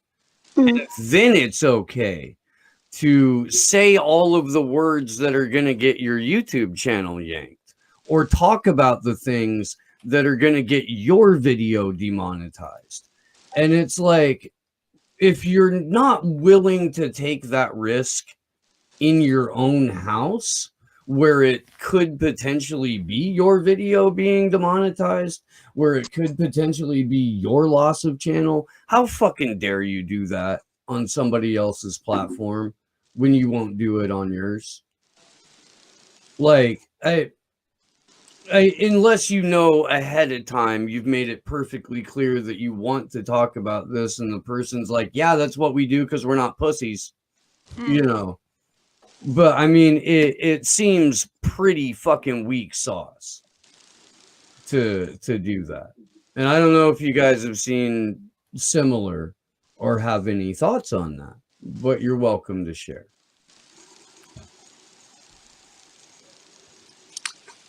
Get so quiet every time I ask. I agree with you, Steve. It's just cowardly to a degree. It's like, if you're not going to talk about it on your show, then like why do you feel comfortable bringing it up here? And if you're going to bring it up here, then bring it up on your show. Like, it's not to say, like, yeah, fine, you brought it up here, but then like take that conversation to your main audience as well, if you think it is important to discuss, and you're not just trying to gain like brownie points or whatever for like saying the Great Reset, or we can't talk about the virus. Like, it just doesn't seem very like, it doesn't seem like you're seeking to get to the truth. Like, it just seems like you're trying to win like a certain sector over that might have been criticizing you, but not really trying to get to the ultimate truth. So yeah, that's just my take on that. No, yeah, I mean, I agree. I mean, I think I haven't really seen it with the Great Reset, but I've seen it with like other topics like COVID, or like some sort of like imperialism, like, or even like way back when the Squad was being criticized, other people didn't do it until somebody else did, and then that's how it happened. The like, even just what Robbie's doing, like exposing the Sunrise Movement, like other people talking about that. The Green New Deal has some faults, but they don't explicitly say, the Sunrise Movement is pretty much like a smaller version of the Sierra Club. Like, it's like baby. Yeah. Right? Like, they don't say those things. It's like, because it's still controversial. It's extremely controversial. And what irritates me the most is like, these grifters. It's like, if I wanted to grift, I would be sucking like AOC's Oh, like it'd be page. so Like, easy, bro. so easy, dude. We would all be Sequoia Moore White. Like, just like it would just be a hit. Like, And or like, I would be a especially- right winger too. Should Yeah. I like go Like- off camera for a minute and come back with the man bun and look for the glass? Yeah. I Just can do find it. Just Well, do yeah. it. Was Yeah. it the National I Humanist? can't. You would only get the bun, but I have sunglasses. No, I don't. Those got stolen out of my truck. I don't have sunglasses. So, Oh. I won't ask, but But National yeah. Well, Humanist. yeah, especially because fucking like me and Fee are in LA. It is so fucking easy to just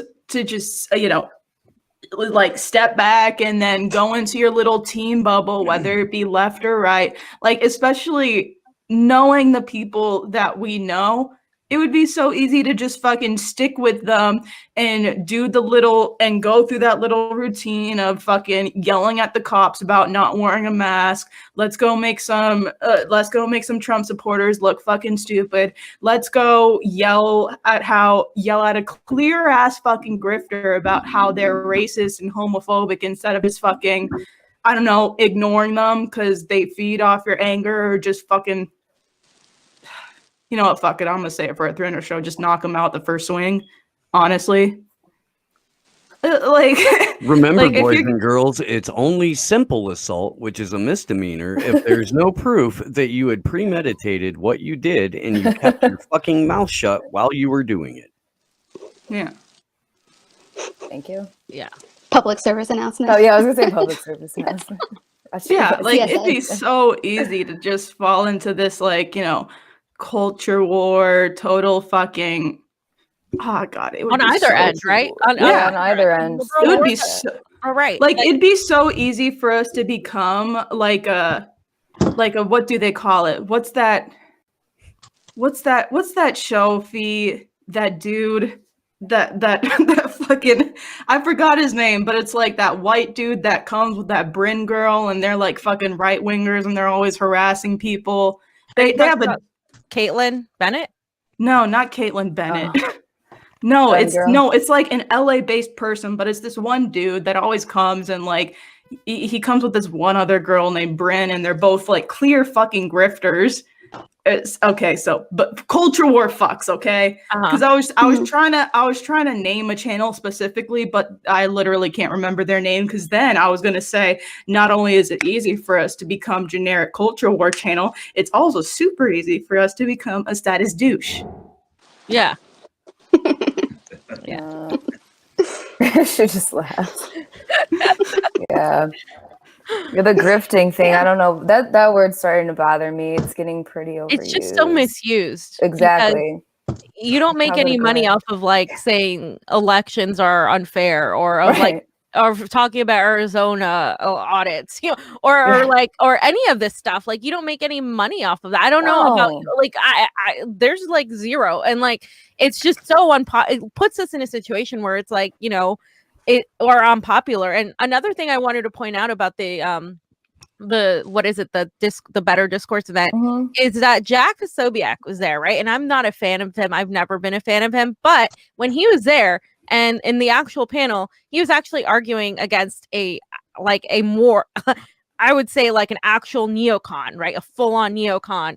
And he But sounded Jack himself has also He's said a why neocon, too. He's a neocon himself. Yeah. You should see what he says about Palestinians. No. I know. Yeah. But in that event, he was like saying things that were like completely like, you know, like almost like leftist sounding. And I'm like, this is really interesting. Like, and I'm like, you know, I bring it up. I'm like, why is there a need for people to be one thing on Twitter and then in person be another thing? And then in this other place, we are the same, like everywhere. Like the same person I am on Twitter is the same person I am in person. And like, I noticed that whole aspect of like how, you know, these people just like a lot of these people just feed to their whatever is their audience, right? Like if your audience is mainly right wingers, they feed into that. Oh, we're going to always attack black people. We're going to blame the situation on them. We're always going to be on the side of the police, because then they would lose their following, right? Yeah. So it's this whole thing. It's like,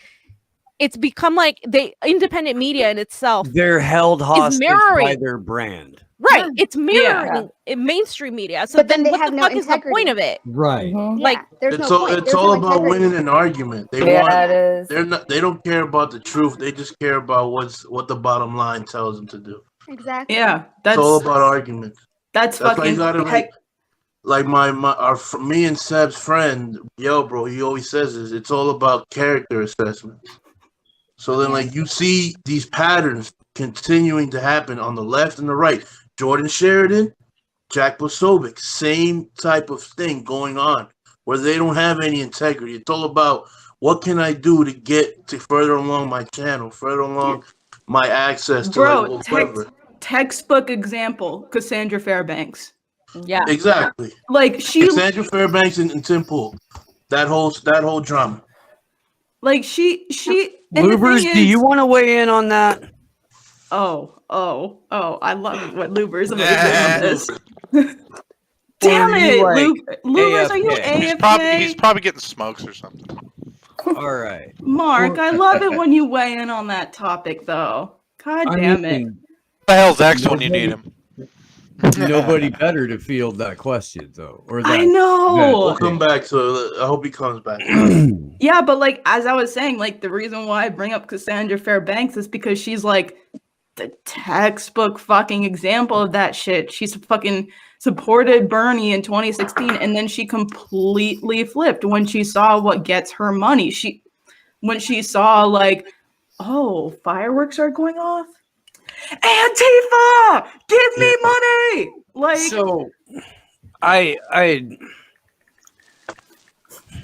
understand why a bunch of Bernie people went to Donald Trump in 2016. Why did they stay? I understand that. Yeah, well, I'm getting there. My bad. I'm getting there. And I understand why they could have stayed, even up to, say, Julian Assange being trafficked out of the Ecuadorian embassy. But at that point, even if like your brand said, converted from the progressive left because saw the light and the light was orange and I followed it, if that's up to that point, I give you a pass. I will. But when part of your brand also and part of history also, like, because I don't want to take away from that, like potentially could have stopped him from being assassinated one night. That's incredible. But when part of your brand includes standing up for Julian Assange to actively, simultaneously uphold not just the people who are responsible for his incarceration and torture and extradition indictment, but to feed into the base that like not just helps finance keeping those people in power, but help finance the entire fucking griftoverse around it in this like culture war, manufactured outrage, fucking bullshit media sphere. That's questionable as fuck. Do you know what I mean? Like, yeah, that's not somebody that's working in the best interests of anyone but themselves. Despite whatever like good turn they may have done someone else. Agreed. well, yeah. And that's like as diplomatic as I'm gonna be about it. That's way more diplomatic than I want to be about it, to be perfectly honest. Fuck Cassandra Fairbanks. Yeah. And Fee, like, I don't think it's a problem that like you guys went to that like that discourse thing or whatever. I think it's never about like where you go or who you talk to. You can go to a Klan rally. It's about what you say and what you address. You know what I mean? Like, and what the context is, like what you're talking about, and not like trying to. I guess like if you're gonna lose your integrity and like what you stand for because of like where you are or who you're talking to, then that's when it's like, okay, I'm gonna question you. I'm gonna look at you sideways, But if you go wherever and you're just who you are and like you're there to spread your message. I don't see any problem with that. Yeah, as like far I'll as that goes. gladly discuss police brutality with any of those people, and obviously they're gonna, you know, and I think one of the people there actually, you know, it's kind of like a mix of some people on the left and some people on the right and some people who are like libertarians, right? That ran the event, and they invited me, and they followed my Twitter. Like some of them are like, yeah, we disagree entirely when it comes to like police brutality, but I think you give valid opinions, so here you go. Like I would have loved to have done something about, like, you know, how the empire is the military industrial complex, and you know the national security state is the police, like, and you supporting the state and local police, it's the same thing. If you're talking about, you know, give me my freedoms, like, hello, like it's the same. These people are gonna be the ones doing what they are told, and so like that's the conversation that I would love to have, to pretty much just dispel any sort of like, oh, I can say I support the First Amendment, what, you know, but then completely not care if protesters get their First Amendment rights taken away by Ron DeSantis, right? Because he's a hypocrite too. He talks about, oh, I'm against censorship. But then I want to hypocrite. get into that a little bit, Fee.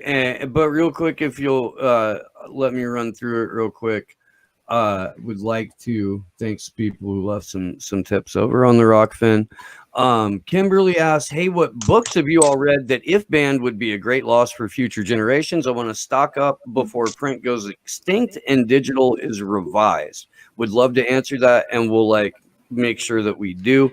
There's a whole list. Yeah. Bubblegum douche, thank you very much. You all are truly one of a kind. Thank you for being you, and best of luck with the next 300. Thank you very much. That's awesome. Alice Skull, thank you. Alice Sunny Key, I don't know. Says so much eye candy, and you're right. Alice. You're right. Oh, Alice. Not like that. Look, this is like Shout out half to of the Peter. chat crew here. This is like the majority of the people on screen right now are the chat crew here. And I've said since like day one that we have the best looking chat on the internet. And this is, you know, that bore witness in front of you with this much fucking hotness on one screen. You're welcome. You're welcome.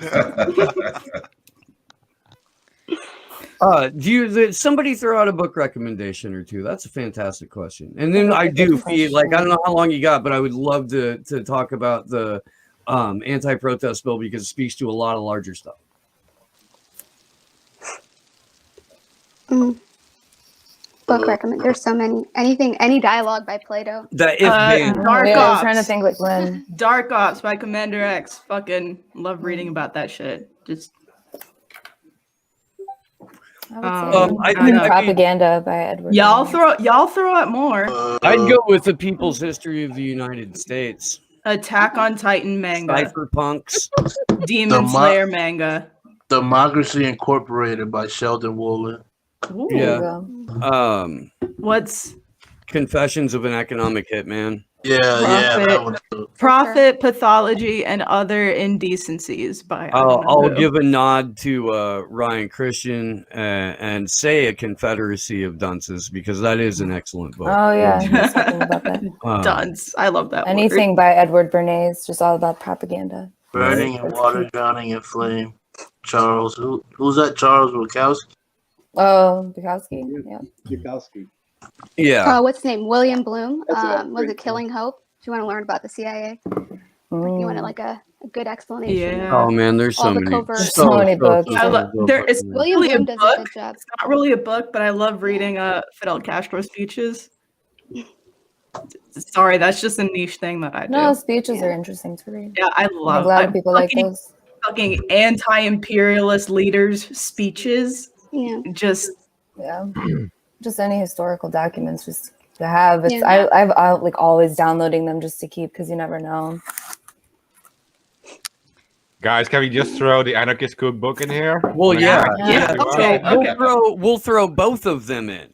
The recipes for disaster. Yeah. Because the original was a guy who didn't want to go to Vietnam, so he went to the library and he just straight copied all kinds of wild shit and published it as the Anarchist Cookbook. He later denounced it and told the story about it. Our good friend Keith McHenry, founder of Food Not Bombs, wrote another one. And it begins with this guy's denouncement of his, which, you know, Keith's an anarchist as well. Got a lot of thoughts about using terror tactics as what essentially the OG cookbook teaches you how to do. And he wrote, I guess in thirds, there's a section on anarchism, there's a section on activism and organizing, and then there's an actual cookbook. And he's got vegan recipes from like 6 to 6,000 in there. And how to cook for large groups and stuff like that. So yeah, but I will recommend both anarchist cookbooks because, you know, you never know. Will you say, Glory, stay ready so you don't have to get ready? No, that's not how it goes. It's stay ready, you ain't got to get ready. That's how the quote goes. Lubers, you still there? I'm here. Yeah, we wanted to ask you about Cassandra Fairbanks. Oh, what do you want to know? Yeah. He's ready. I don't know. I just like it when you dive into the topic. Anything you guys want to know? Why? I don't know why she does what she does. I don't know. Details. Because she likes crowdfunding behind... homes, maybe? Yeah. She seems like a misguided, How ignorant does person. she just contradicts herself because she's over there consistently supporting state and local police no matter what. Like there's not even a nuanced approach on it. It's like, no, it's always people's fault. You know, spreading misinformation, because I've gone to these protests, actual misinformation, like, and she literally lies, and like all of the people that, you know, like the, what is it, Andy No, and all these people, they manipulate videos, they manipulate facts, but then simultaneously, you know, she supposedly stands against the national security state and what they're doing to Julian Assange. And it's like the parents are doing that, and the police simply receive orders from the people in power. So how do you justify defending Julian Assange on one end and press freedoms, and then obliterate people's First Amendment rights all over the country? Like, it doesn't make sense to me. Funny. No. Simple as that. Exactly. Like an outside opinion is just like, it seems that she just prefers to like maneuver herself through both sides of things, or all sides of things, and do whatever she can to get like more publicity. But that is pretty much it, I think. The end goal. It's working in that sense. I mean, she gets like more followers and followers. But Yeah, she crowdfunded a home out of it. yeah. Just like learn from her buddy Tim then. You got anything to say about Tim Pool, Lubers? Fuck Tim Pool. Yeah, I do have something to say about that too. Because like he said on a podcast, He's a piece of shit. he said on a podcast that he like took like money to stay silent for a few years. And he said this on a public podcast, and he said like, yeah, I received money to work for some newspaper, and they only gave me money to not write or speak at all. Yeah, that's when you lose all credibility to me. I mean, I'll do you one better. We got him on tape saying he sat on the Julian Assange getting kicked out of the embassy story. He knew about it ahead of time and didn't say shit about it. Yeah. There were a couple of people that you could include in that, but Tim Pool, from what I had heard at the time, was one of them. But they're like, and really, at that, I mean, I don't know what you could have done. Like, Tim Pool's a piece of shit, but I don't know what could have been done about that. I really don't.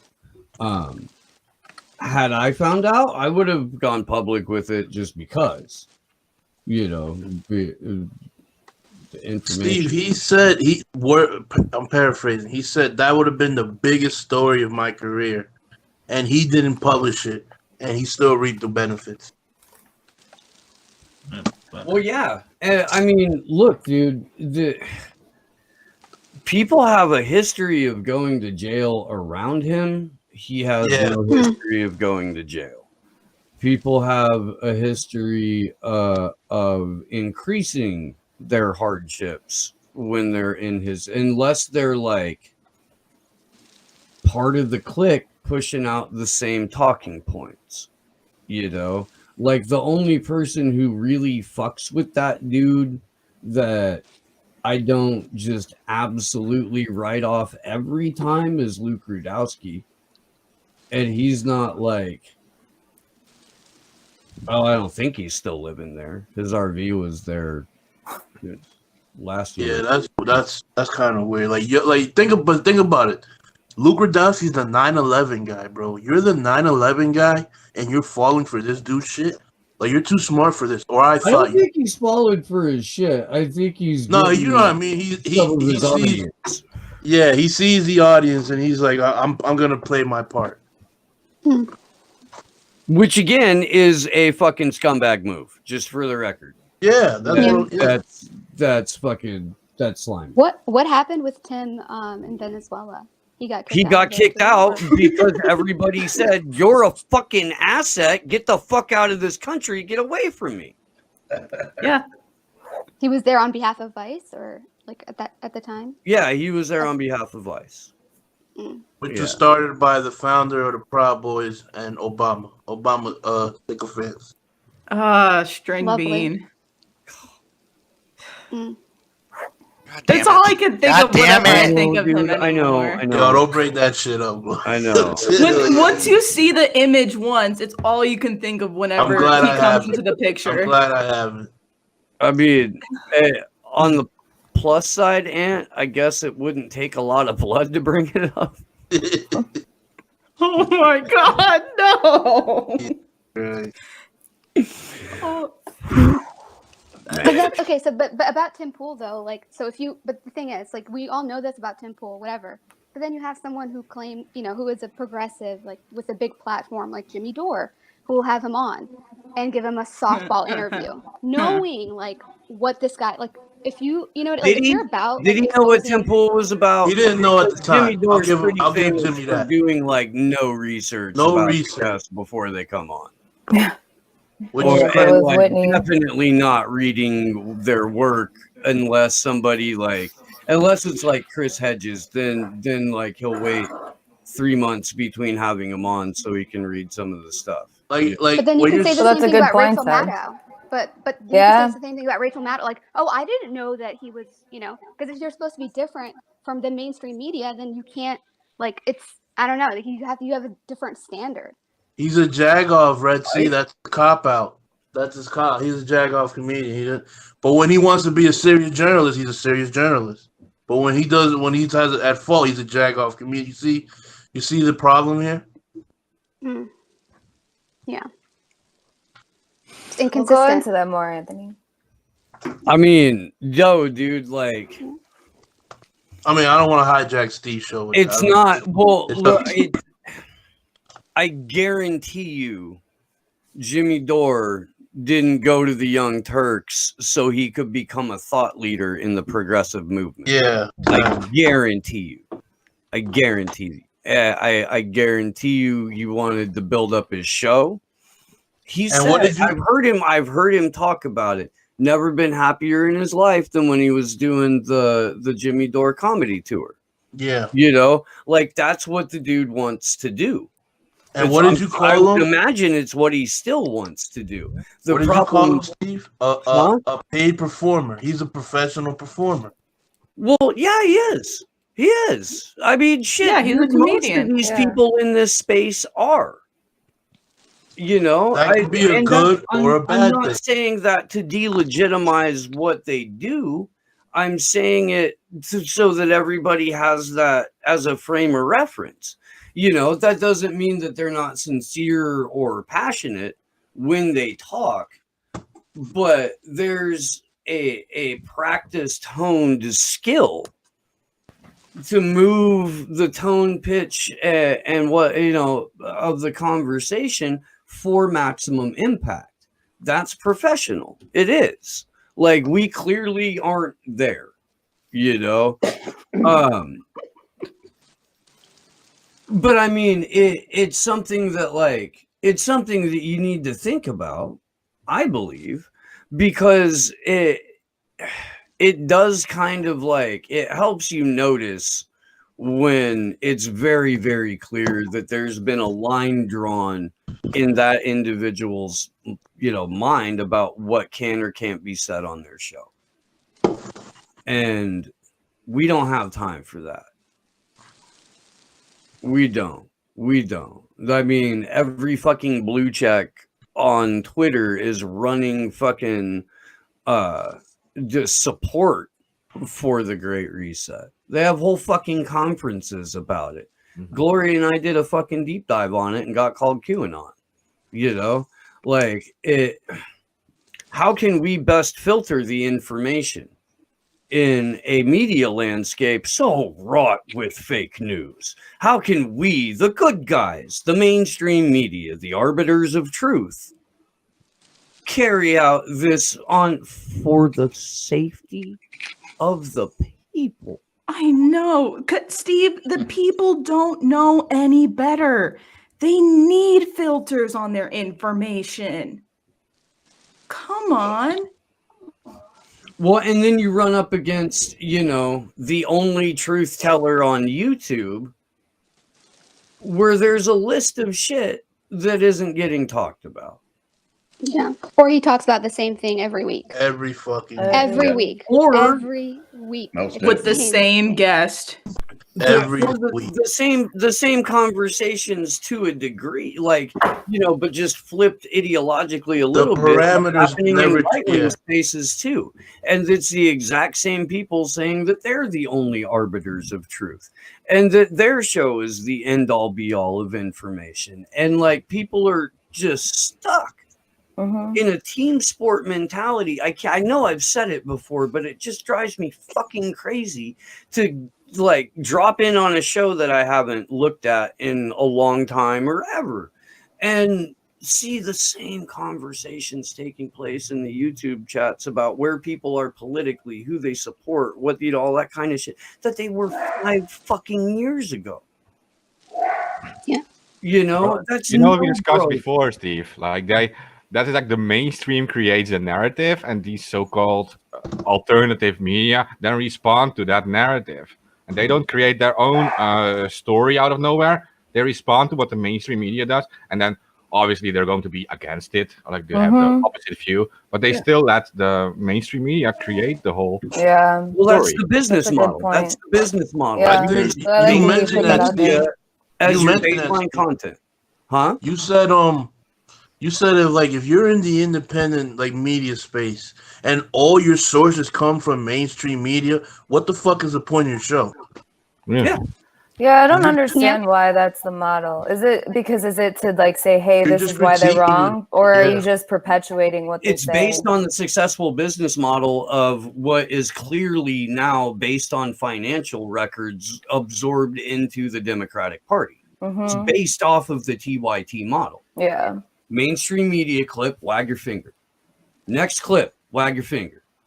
Always and only showing the mainstream narrative, and always and only showing the just outside of mainstream counter argument that always involves electoralism, working within the system, and only addressing the national security state as an aside if you absolutely have to. That's the fucking Kyle Kulinski shit. It's the business model. It is.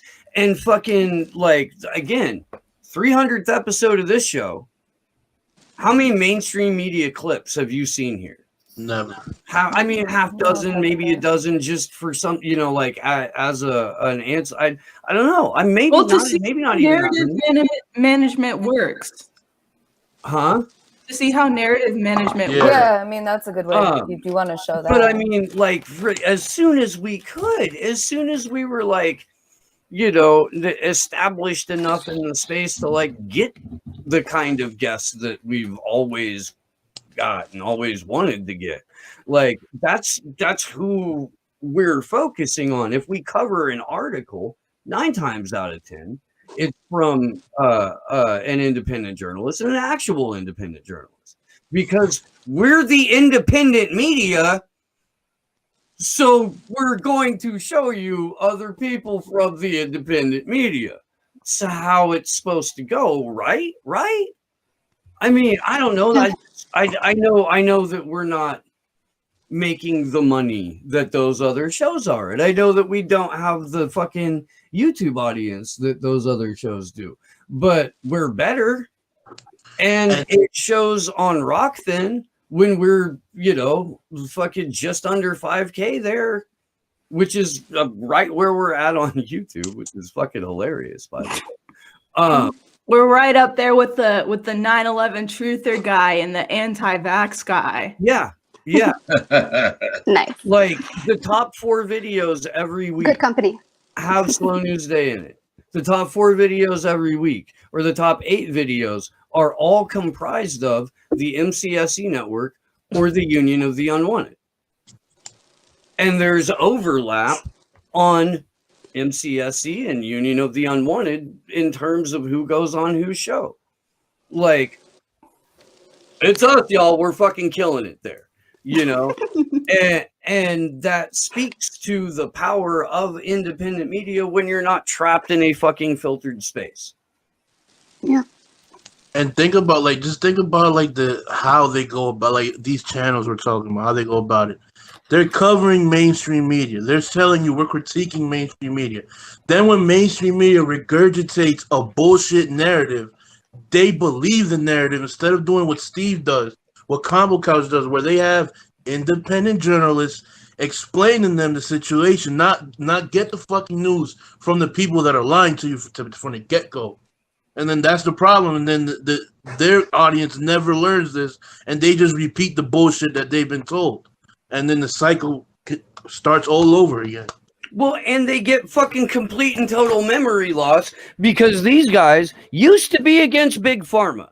They used to know that if you fucking coat everything, including yourself, in antibacterials, it breaks down your body's natural ability to fight shit off. They used to know that. They did.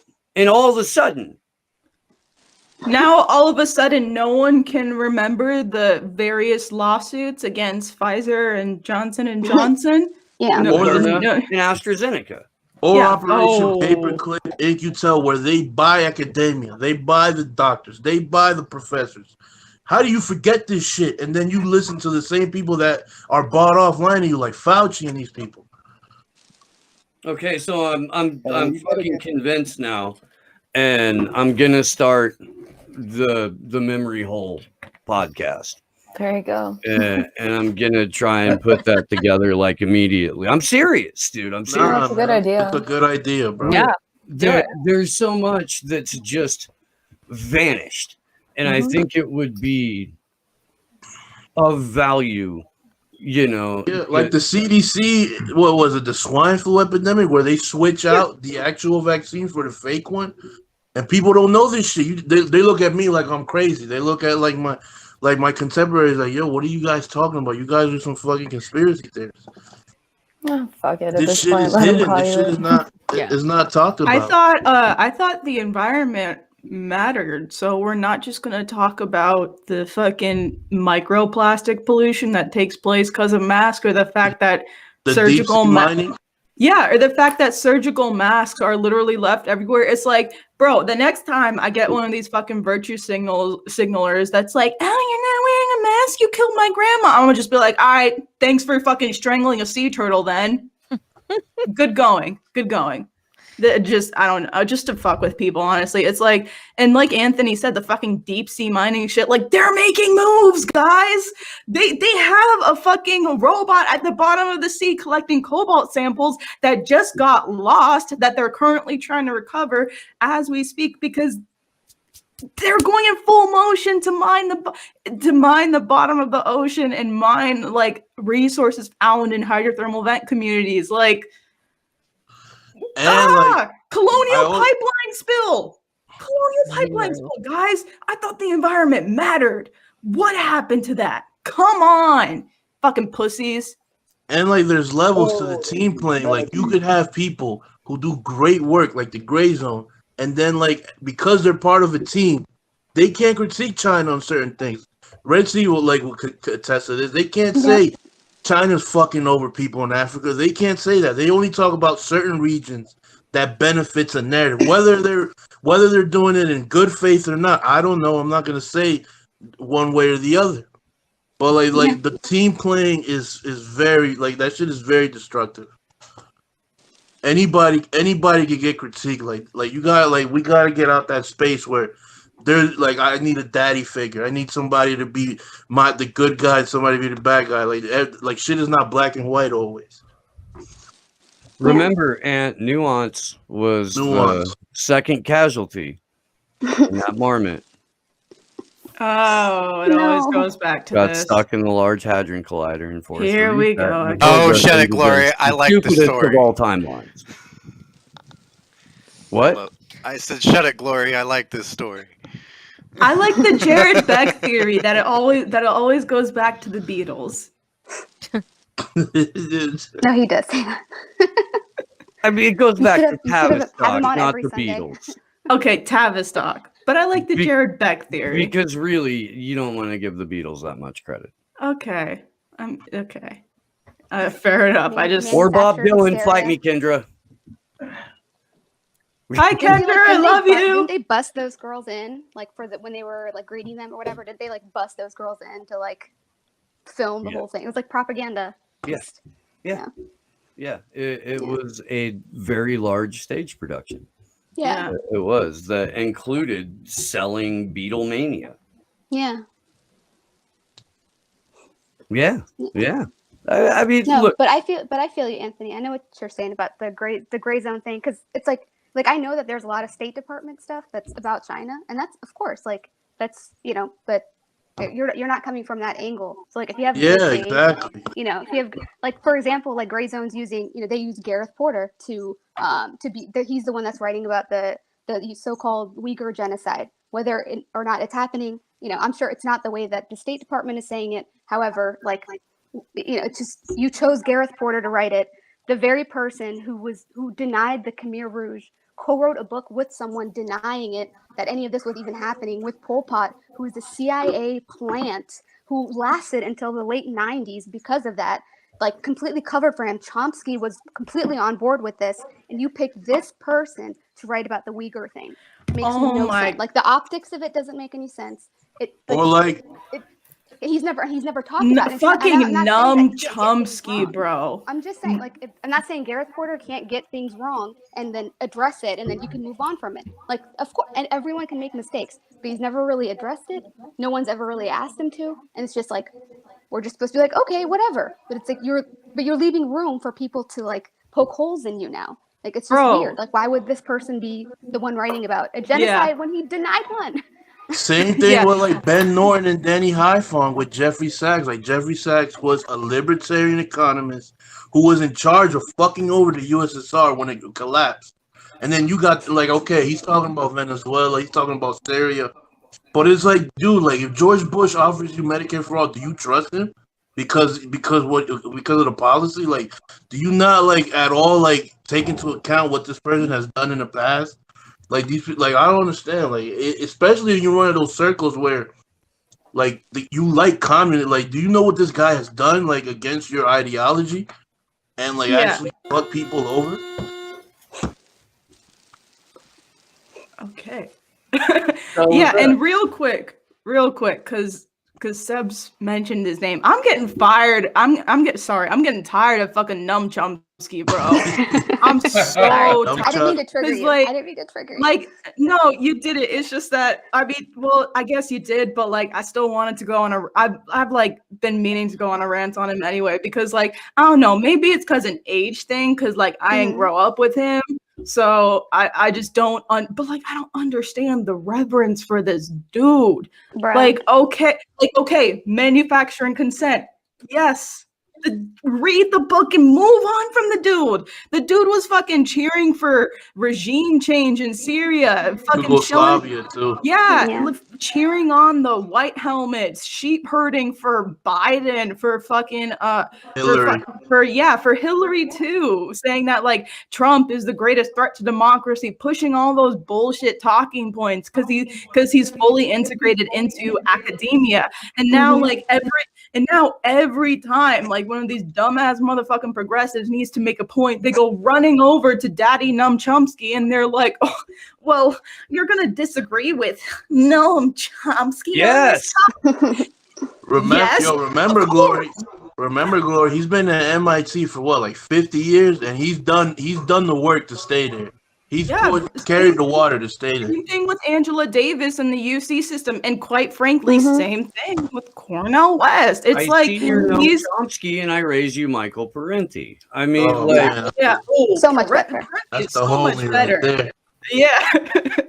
It's like real like the people real know Parenti is so much better. And it's like these academics stay academics for a reason, and fucking people just need to get over that. Oh, it's so annoying. And especially I was gonna say something else too, but like just every time, man, they're like the people that say like, oh, you have the audacity to disagree with all these philosophers and academics and intellectuals. It's like, yeah, they're fucking wrong. I don't care if fucking Jesus of Nazareth himself came down. If he was saying vote for Joe Biden, I would tell him fuck off, Jesus. Like, no, don't fucking care. Like, you're wrong, Jesus. Yeah, wrong. I'm fucking in academia. I'm a college student. You know, don't chat shit to me about that. I know so much of it is a fucking op. You can fuck off all the way. Yeah. Mickey Matt. We've got a couple of what? Tips on Rockfin. We got some Super Rays. So Mona Love, happy 300th episode. Thank you Mona. so much. You rock, Mona. Why aren't you in here? I know, right? Torin Bar, happy 300th. Eric Frank Russell, then there were none. David Graeber, Debt, the first 5,000 years. I would assume, Kimberly, those are books for you to grab. Jesus Christ, Bubblegum Douche, +1 for Memory Hole. Sweet. Somebody needs to mute. And Bubblegum Douche again. It's not anyone with headphones on. Huh? It's not anyone with headphones on. Right. Bubblegum Douche again, and a salute to the gentleman for calling out the gray zone on their double standard and hypocrisy on China. Rob Van Dam, fuck Luke Radowski and his right shilling pretending to be indie, and fuck his 15 a month uncensored crap. He's the mini me of Tim Pool these days. Fair enough. I actually haven't watched this shit in a while.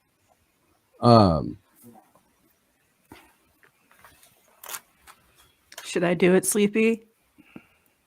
Yes.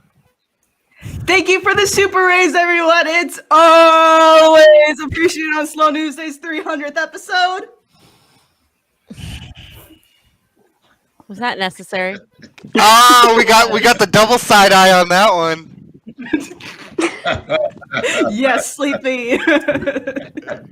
Hey, Fee. I see you and I hear you. I know you feel me. I know. Man, dude, Two gets two, y'all. I don't know what to tell you. Yeah. We need to fucking come up with a reason for us to like go throw an event in LA again soon. That was too much fun.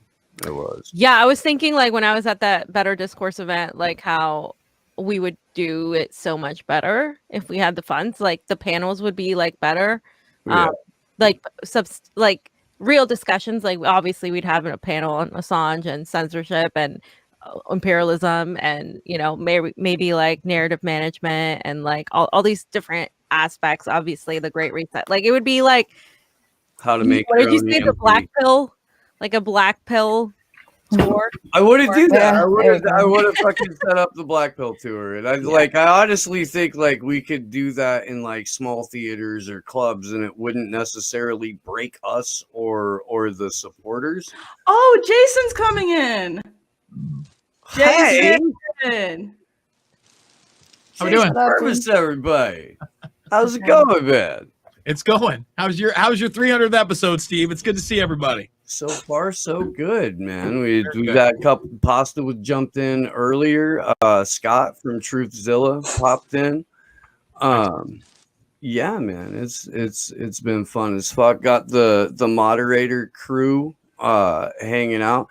We played the bad news game. Have you seen the bad news game? I have not seen the bad news game, my All friend. right, we'll have to send it to you. I know we You're in talked for a about good it on time. the stream already, but real quick, in case anybody came in late too, the Harvard Kennedy School commissioned an app to be made, and the app legit. I'll pull up the study. We'll since Jason's here, we'll do it. Is this the study, Steve, where they think that inoculations against Yes. misinformation would be a great idea? Yes. Yeah. That is the one, and then the game is the result of it.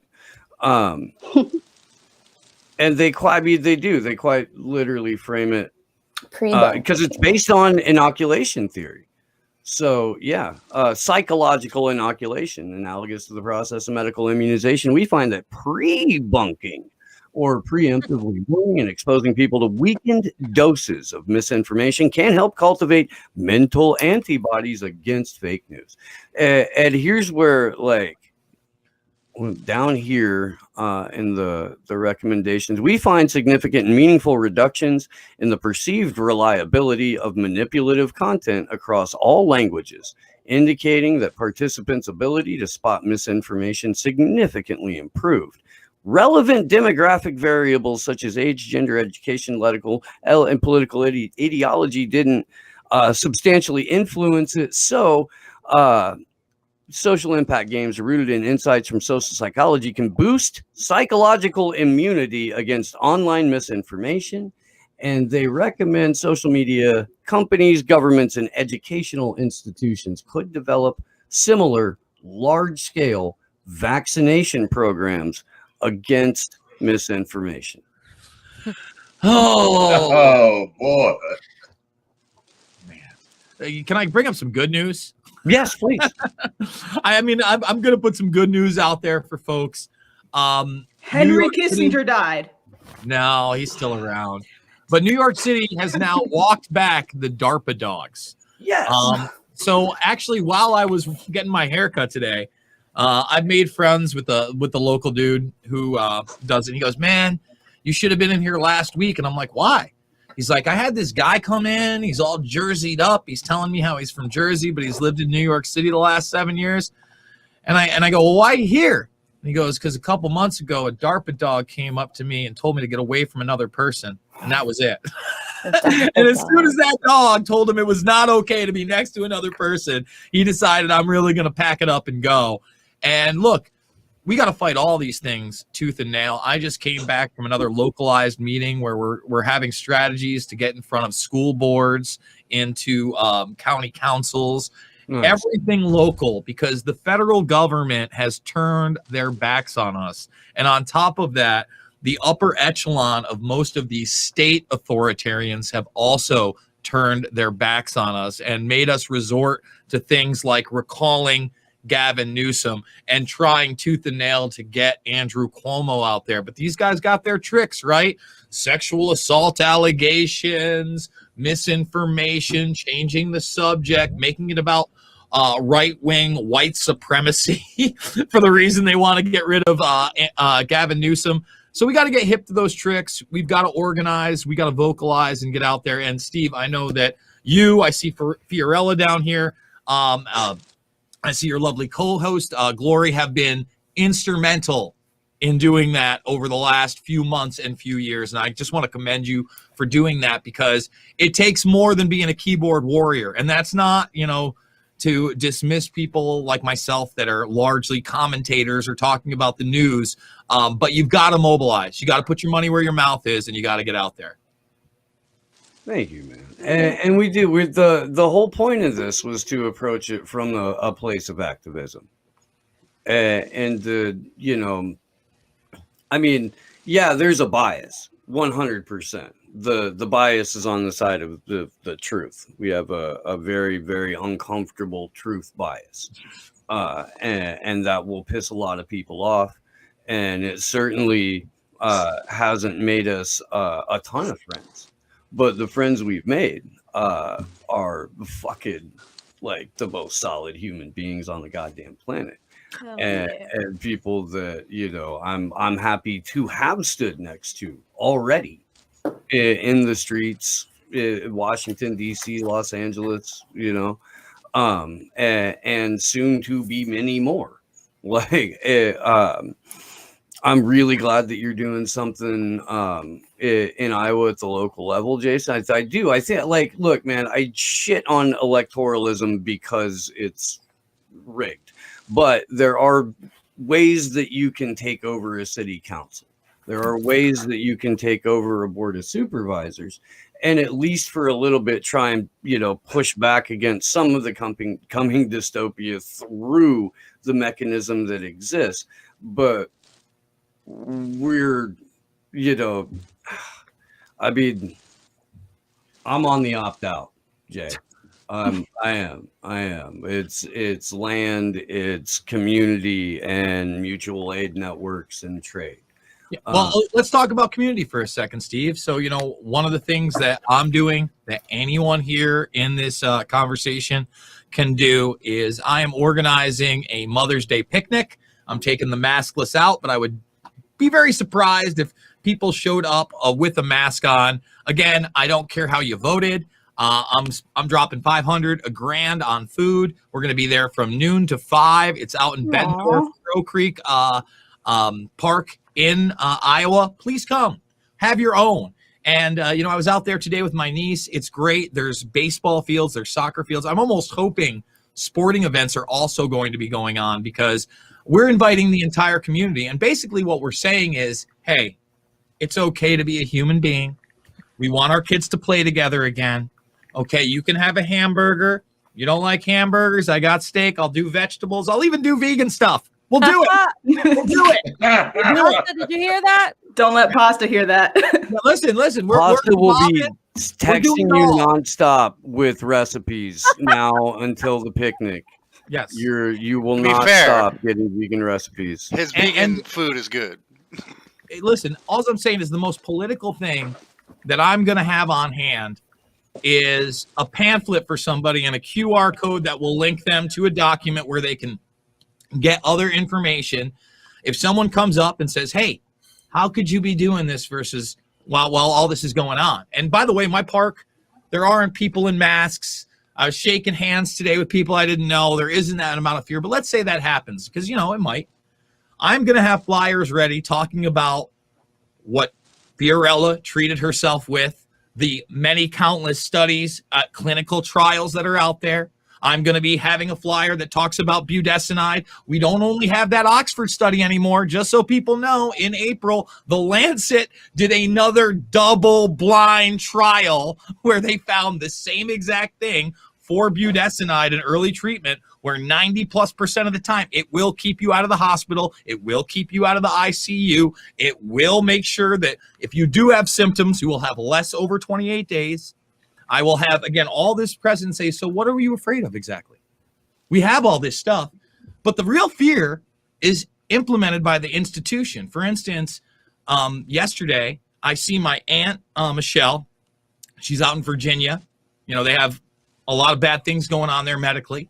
And one of her friends, she said, pray for, he tried to treat COVID at home. He's in the ICU. I said, fuck praying for this person.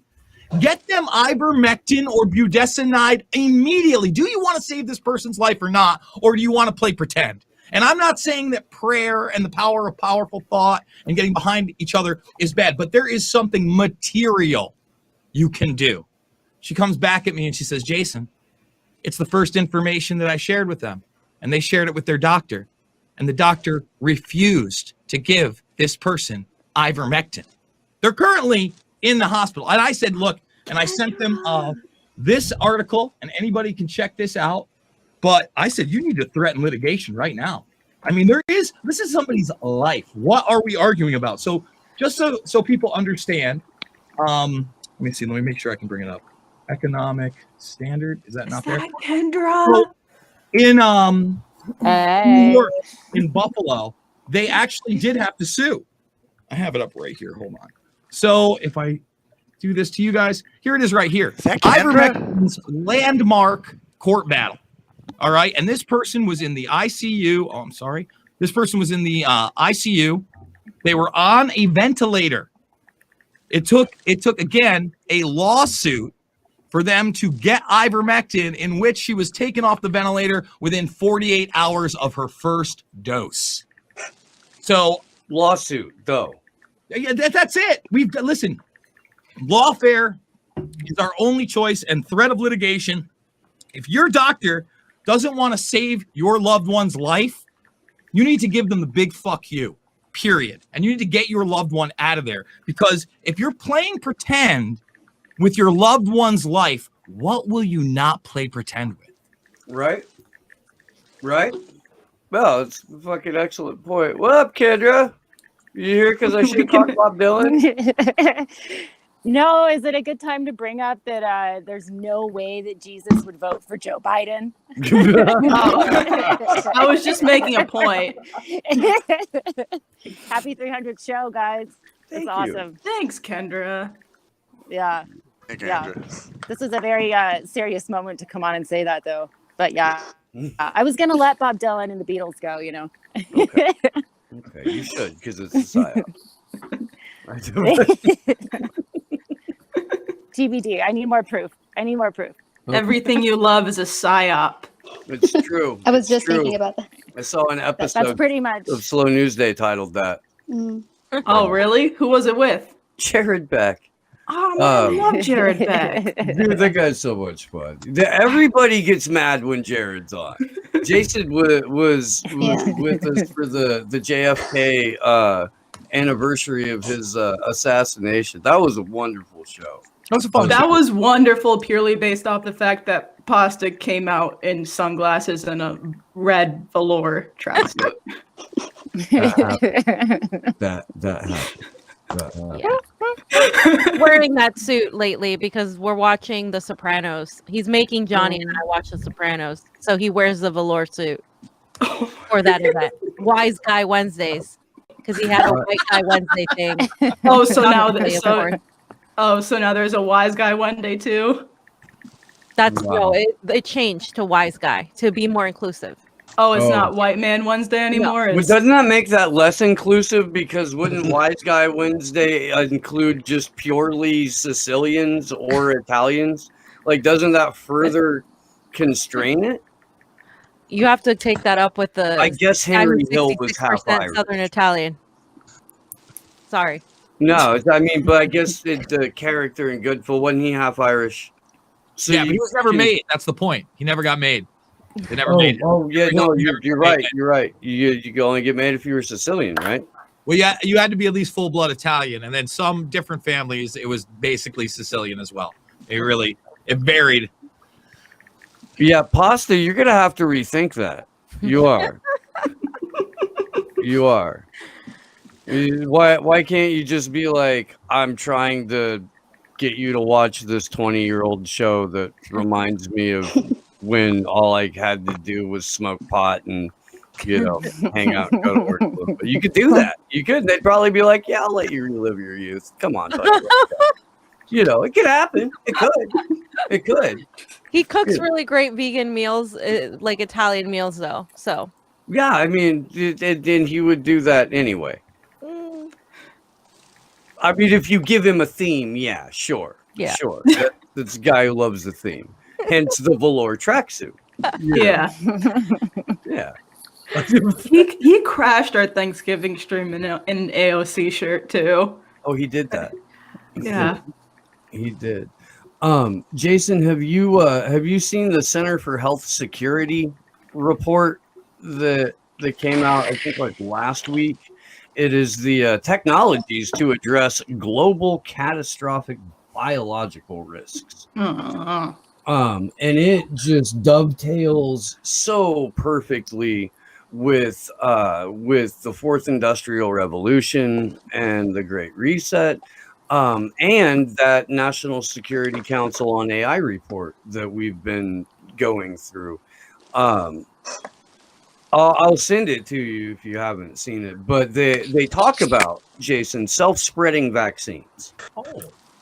Not lovely. So, all right. So let's talk about that for a second, because that concept actually is not new. For instance, when he talks about self-spreading vaccines, there's already been a ton of both classified and unclassified work. In other words, stuff that DARPA's done, but then NGOs like the Bill and Melinda Gates Foundation have done, where insects carry the vaccinations, or food supplies carry the vaccinations. And then through nanotechnology, whether or not it's just biological or actual bots, it then spreads out through the general populace because we are interacting as biological organisms. That is extremely frightening and extremely possible. My only ray of hope with that technology is that those that would deploy it would never do so unless they had 100% protection against it. And when you're dealing with biological organisms and you're dealing with, for instance, even COVID-1984, right? Once something gets out of a laboratory, it's almost unpredictable. And when it's not in that controlled environment, oftentimes it's much less effective because it's been spread out and there are so many variables. But when you talk about self-spreading vaccines, when you talk about inoculations in food or through genetically modified life forms like mosquitoes, this unfortunately is no longer science fiction. And just like DARPA tells you, if you listen to them in their own words and their own documents, a lot of this technology is literally shelved from the public eye for 30 to 40 years. And then when they decide, it's on a 10 to 15 year grace period to be commercialized and integrated into society. They even say in this this approach relies on a development of suitable and stable vaccine and timely bait uptake. May not reach all vulnerable animals. Nevertheless, it's contributed significantly to rabies elimination in a number of geographic areas, which means they have already done this. Absolutely. This has already been employed. They're confident in talking to you about it in this report because they can now take, what I guess they're going with rabies. And to your point about vaccinating animals, this is becoming more and more mainstream and popular. Just this week, the Henry Vias School or Zoo has plans to vaccinate animals against COVID-19. So, I mean, when they're talking about these things going through not only human biology, but literally biology throughout the planet, that is a reality. And, I was going through some of my old stuff because I like to post throwbacks over on Rockfin, man. And I recently posted like a 9-minute video, only 4 or 5 minutes of it is about the swine flu. But at the time of the swine flu, for those that don't know, they were already running with, we want you to take a triple shot.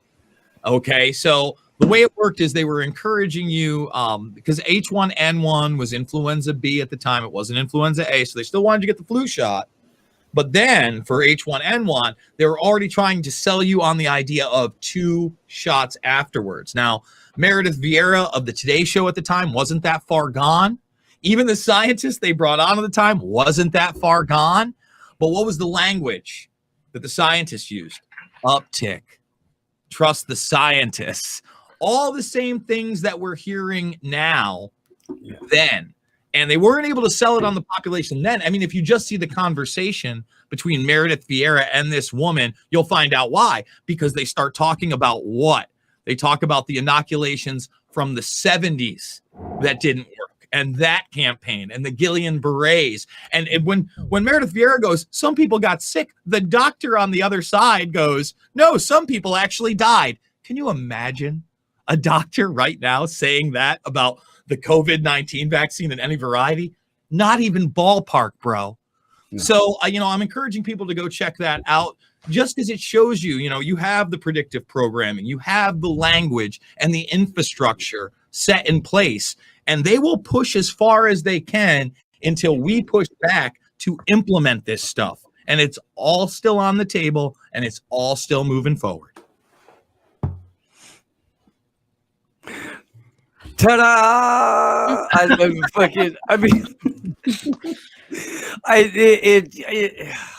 I hate to be a bummer, man. Like, no. Because look, dude, because there are ways that you can resist this, and one of the ways is what Jason's doing, dude. The idea of throwing a barbecue just for whoever wants to show up, where you can rejoin your community again. I think that's gotta happen everywhere. Anyone can do it, dude. Anyone can do it. Listen, why are we waiting for them to tell us whether or not we can have a July 4th barbecue with our friends and family or an event when we can make it very clear a week and a half from now, you're not going to tell us to do fucking anything. Yeah. We will do what we like. We will act how we like. Yeah. We will be human beings again. And one of the things that I'm encouraging people to do, I don't care if you bring a dish. I don't care about any of that. Live stream it. Take some pictures of your kids with some other kids playing. Put it on your social media. Say, my kids had a great time today. Look at them smiling without masks. Wow. And I actually recommend that because it's seriously uplifting to see. Like, because back in the season when I would work with the girls basketball team, like we would have to travel for away games and stuff, and everybody's like stuffed in the plane. And then there was one flight in particular that sticks out to me because there was just like fucking adorable ass baby just looking out the window and screaming whenever he saw something, and his mom would be like, "Oh, what's that?" And he'd be like, it's a tree. How many trees are there? One, two. It was the most adorable, like wonderment filled thing ever that I saw in like weeks, and it was seriously uplifting. It's just that tiny thing. Yes, it helps us reconnect with humanity, and so many people over this last year and a half have been trained to look at people like a disease, to be trained that human touch is bad. It is that if there is one thing that is essential, it's not your fucking job. It's human contact. Okay, that is essential. You need some kind of human contact. Mm-hmm. And they have marginalized that, they have demonized it, and they have made it so that if you want human contact in many respects, you are portrayed as the villain. We need to flip that script in so many ways. You are not a villain for wanting to embrace another person. You are not a villain for wanting your children to live a normal life and not be scared of everything. So, look, I'm going to wrap this one up because otherwise I'll just keep going. I've already done this for like 2 hours at a meeting. I'm encouraging everybody just to do their own thing. There's no reason that a barbecue or a party should be some kind of a political or revolutionary act. No. Ever. So the more we normalize normalcy, the more they'll have to accept that there is no fucking new normal. Okay. And that normal is these people at the top that are doing this being in jail for war crimes against humanity. That would be normal. I don't know if we're ever going to get there, but that's the new normal I'm working towards. And Steve, I know you're working towards it. Guys, good night. God bless. I love you. Oh, yeah. 3,000 more, Steve. To 3,000 more. Sounds exhausting. I think I'm going to wait and spread it out a couple of years though this time rather than there's approaching 550 or 60 videos on Slow News Day's YouTube channel right now because all the vigils are there too. I'm not counting any of that in this.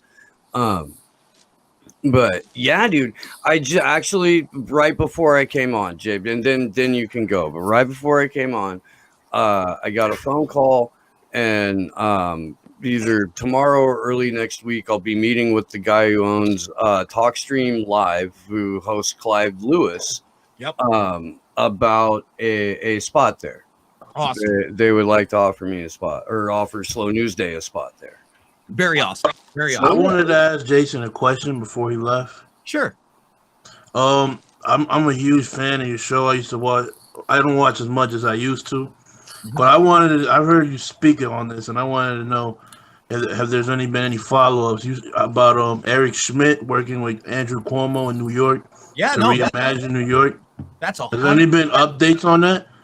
Only that basically his smart city program is being implemented. That's really what this 30% is, right? So the Excelsior Pass, that's part of his smart city program. I think the DARPA robot thing is kind of pulled it back.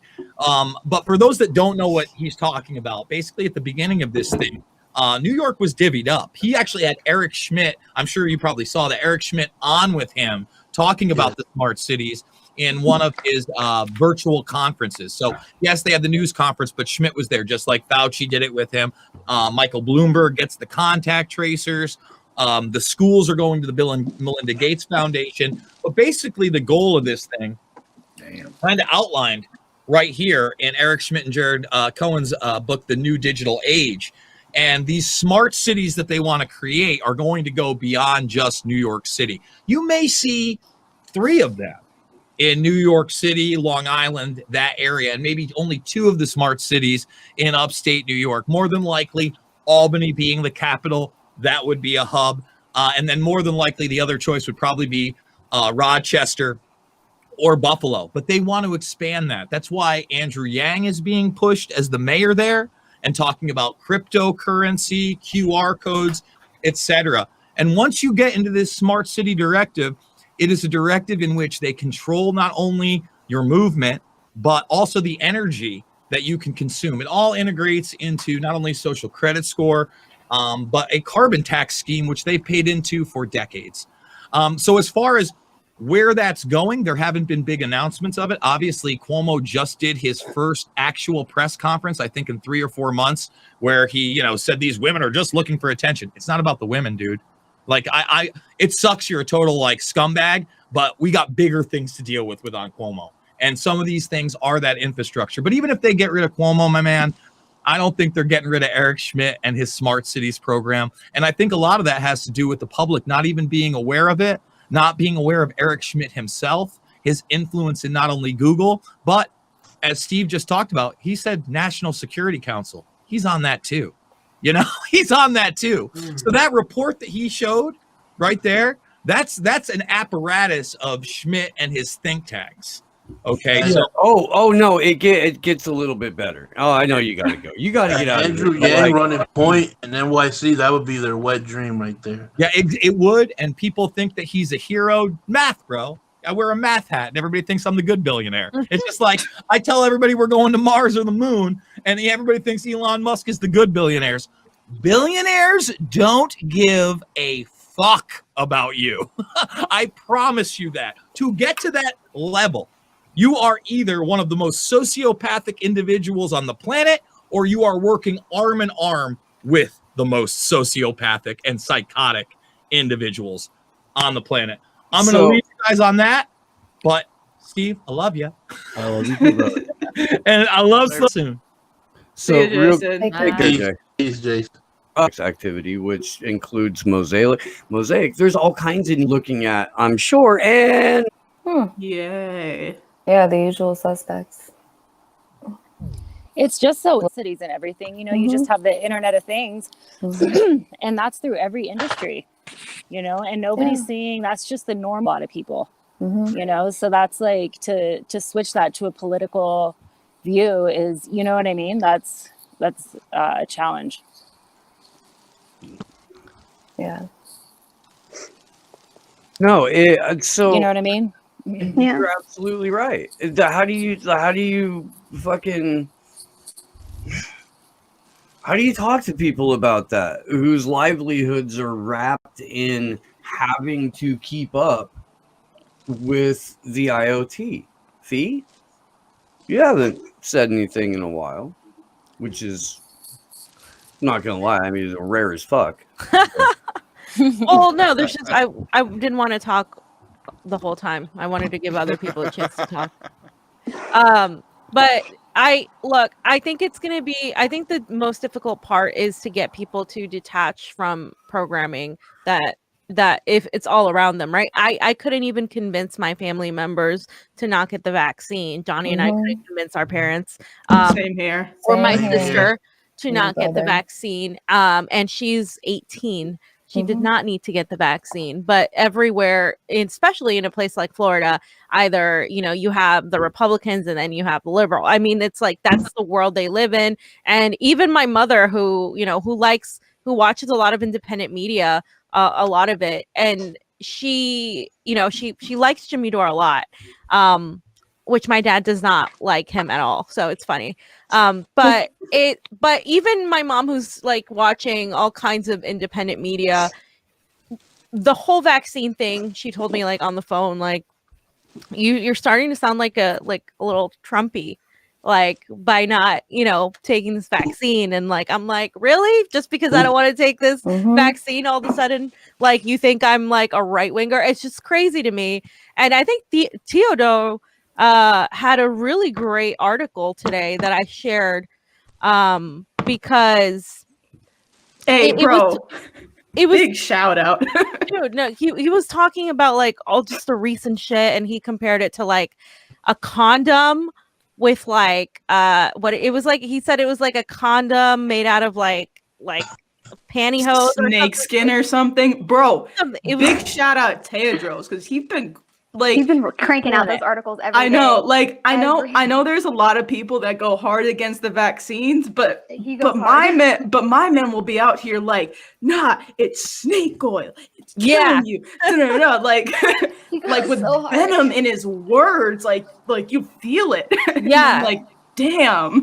And the way he writes it too, it's very like, I don't know, almost poetic in some senses. And I actually spoke to him on the phone recently, and he was telling me how he feels like almost like he wanted to give up because he feels like nobody's listening. And I'm like, no, dude, like, people are listening. They're just scared to say it. They're scared. I think a lot of people are just scared of more than the vaccine and more than like COVID. They're scared of the backlash they get from other people. It's crazy, but that's like, it's so apparent now how human, you know, you value a lot of people, specifically people outside of our realm. They value like being accepted by everybody, whether it's their friends or coworkers or members. Like, it's the same thing like with politics. This is why people don't have conversations, because they don't want like the pushback from that. They'd rather just follow it along.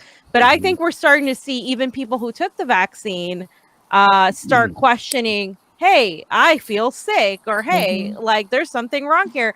As more of us talk about it, of course, it's going to become more like acceptable for then these people to come and say, oh yeah, you know, the vaccines aren't reliable. They're testing them out on you guys in basic, simple terms, because a lot of people don't know about, you know, the specifics. They don't watch Whitney Webb. They don't watch Jason. They don't watch all these people who have talked about it. So that's kind of like what we have to do, I think, is like start dropping bits of nuggets of knowledge. And that's what I like to do when I go on other people's shows, is to like drop, like, besides you guys, to like drop like nuggets of like information of where, like, in the basic terms, because not everyone knows the language, or, you know, like, I don't want to be like a DSA they're wired type, if you don't know the theory language, then you must be an idiot. Like, I want to be more welcoming to people to learn, because they're all on this journey still, right? People are wired to automatically push back against, you know, phrases like Great Reset and Fourth Industrial Revolution now too, because of the propaganda. So yeah, you're right. Like, if there's a way that you can approach that without having to just shake a motherfucker, you know, please do, because nobody gets to this show by like day one of figuring out that Rachel Maddow's full of shit. you know what I mean? Yeah. Yeah, and real quick too, because you know, Tedros don't mince words. So I wanted to read a quick tweet of his that demonstrates that. He says, science demands continuous questioning, rigorous reviews, and uncompromising tests to ensure efficacy. People who reject these fundamental tenets and castigate those of us who demand proof and question. Jab jihadists are not pro-science. They are cultists. I Bro, mean, He's so good with calling his words. motherfuckers jab That's jihadists. true. When I first saw him drop that phrase, I was like, God Oh, damn. the unjabbed logo is just wonderful. Bro, when he dropped jab jihadist, I was like, damn. It's beautiful. Hey, Yeah, I don't know Stevie. what it is about Tedros. His words just hit. He's Say hi, being genuine. Stevie. He's being like Yeah. authentic. Yeah. Yeah. That's like real. I don't. That to me, that's journalism. Like you don't. You know what I mean? Like you lost your Twitter. You like ostracized. I know. Like Yeah. I can't be like one of those people that like and I have no hate against the people who are like Ford Fisher that go into things like totally unbiased and don't say a word and stuff. They just like report or like film shit. Like no hate against those people whatsoever, but like I'm upfront about the fact that that's not me. Like I'm too emotional, I'm too passionate, like I'm not gonna be that perfect, like, you know, like measured, rational, like, you know, non-biased person. Like, no, I'm gonna be fucking upfront about my bias. Like, listen, if I'm covering this protest, I fucking hate the cops. Like, if I like if I'm covering a topic in Africa, like it's gonna fucking piss me off. If I'm covering a topic to do with the ocean, I'm gonna get really into it because I'm an ocean nerd. They're like, you know, if we're talking about fucking police brutality, like fuck yeah, I'm probably gonna cry about that too. Like I'm not like I could never I don't know, I just can't be like one of those measured people. Like I can't. Don't try to be. Just be like you're great how you are. You know, I think everyone has their own method and such, but that's not you. And that's what makes you great. Like I mean, I think you still are good at seeing like the big picture, but I think it's perfectly you normal. don't mince your to words have, at all. Yeah, you're having a human reaction. Like there's nothing wrong with that. Like there's no, that should never be like ostracized or like, oh well, you know, you're being too emotional about it. It's like, so what? Yeah, it is emotional. It's an emotional topic. Like, so what? Like, I'm a human being. Like I have That's feelings. how I like that you said that, because that's how I feel about like when sometimes when you're talking to people about the vaccine or something, you know, like, well, how else should I convey this information? Like, what do you want me to say? Like, I don't know. Like, it's really weird. Like, what do you want me to do? Yeah. It's honest. It would be dishonest to be any different for you. Aw, And like, that's I think so sweet, Rob. I'm sorry. it's Big just- shout out, Rob Juno. Big shout out. Why isn't Rob in here? I don't know. Rob, jump in. Jump in, Rob. You're the OG. Yes, Rob. Come on in, Rob. Man, Rob be up on like those 2 a.m. streams back when Steve and Sleepy would be covering the second round of Julian's hearing or trial, or the witness. I don't know what the exact terminology is. It's escaping me right now. The witness testimonies. Back when they'd be up at like 2 a.m. 1:30 in the morning. Yeah, I remember before the verdict, George was like, "Man, I need to smoke, man. This bitch is about to fucking lock Julian up and shit." And then he comes back like, "What the fuck happened?" Yo, Sleepy was so perplexed, like, "Yo, they're not locking him up." Bro, me and Anthony were in the chat fucking like crying about that shit. We were like, I can't believe this happened. Rob and Jack.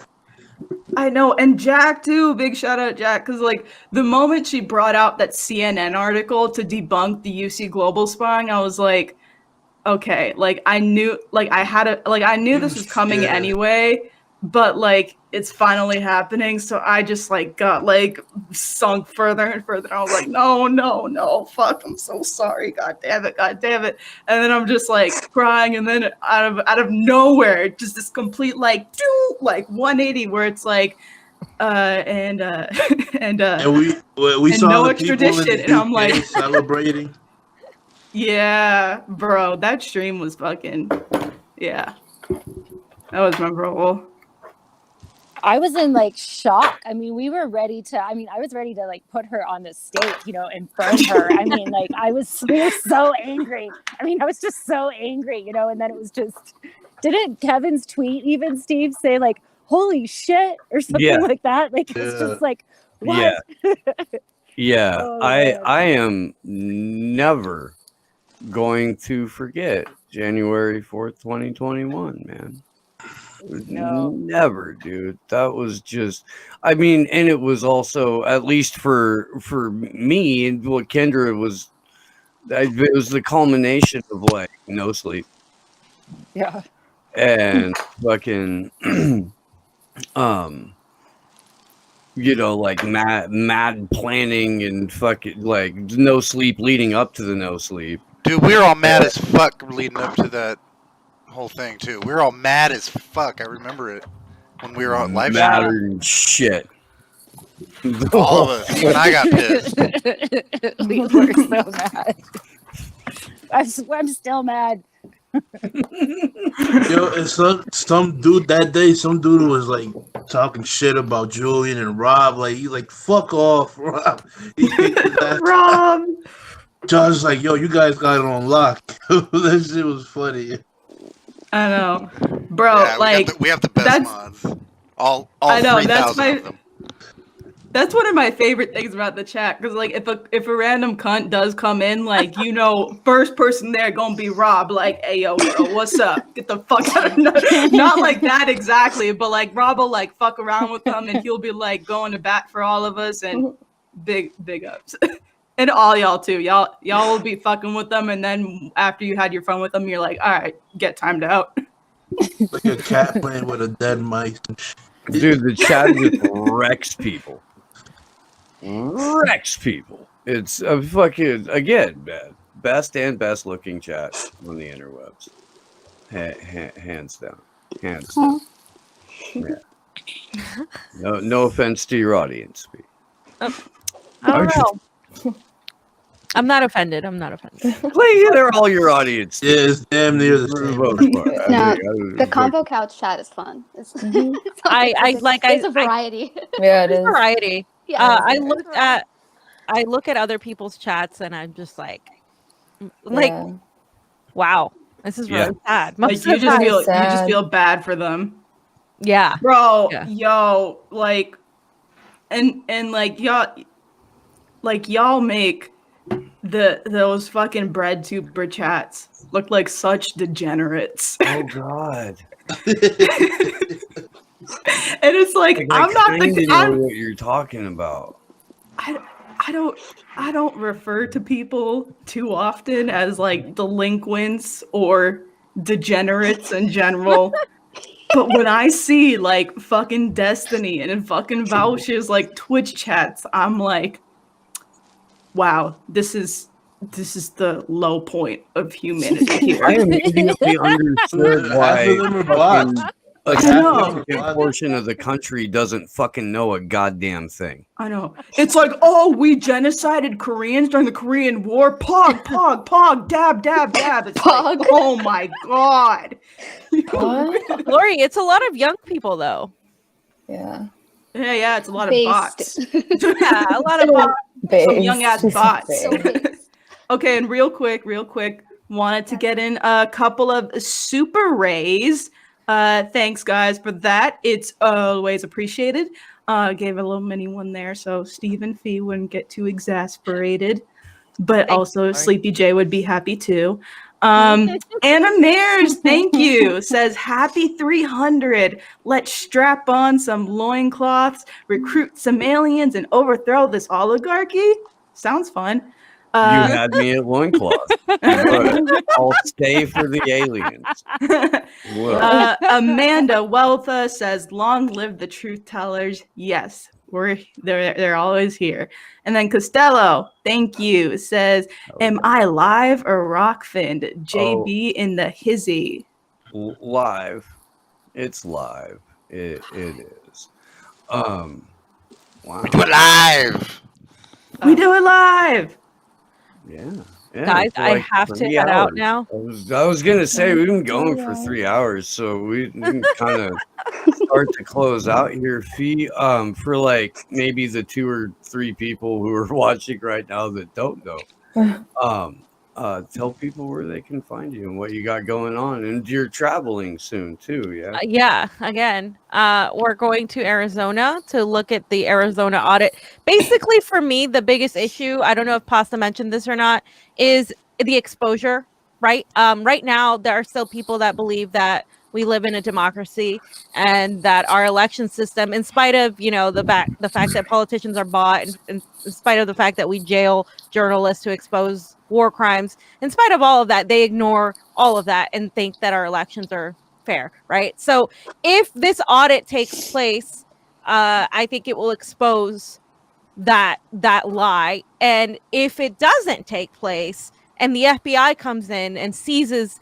these ballots and these machines and does whatever the FBI does, then I think that also exposes something there, that more of a distrust. So that is the biggest thing for me in this case, regarding the Maricopa County audit. It's a real audit, and if it actually happens, which I have my doubts that it will actually happen for obvious reasons, then I think that it would shatter basically the perception that our elections and our like highly valued democracy that these insurrectionists ruined on January 6th is just, it'll completely obliterate it. So I'm excited for that. And that's the way I'm looking at it now. I told Pasta I believe in election revolution, because in order for us to have a fair election, we need to take control of our government. And we don't have that.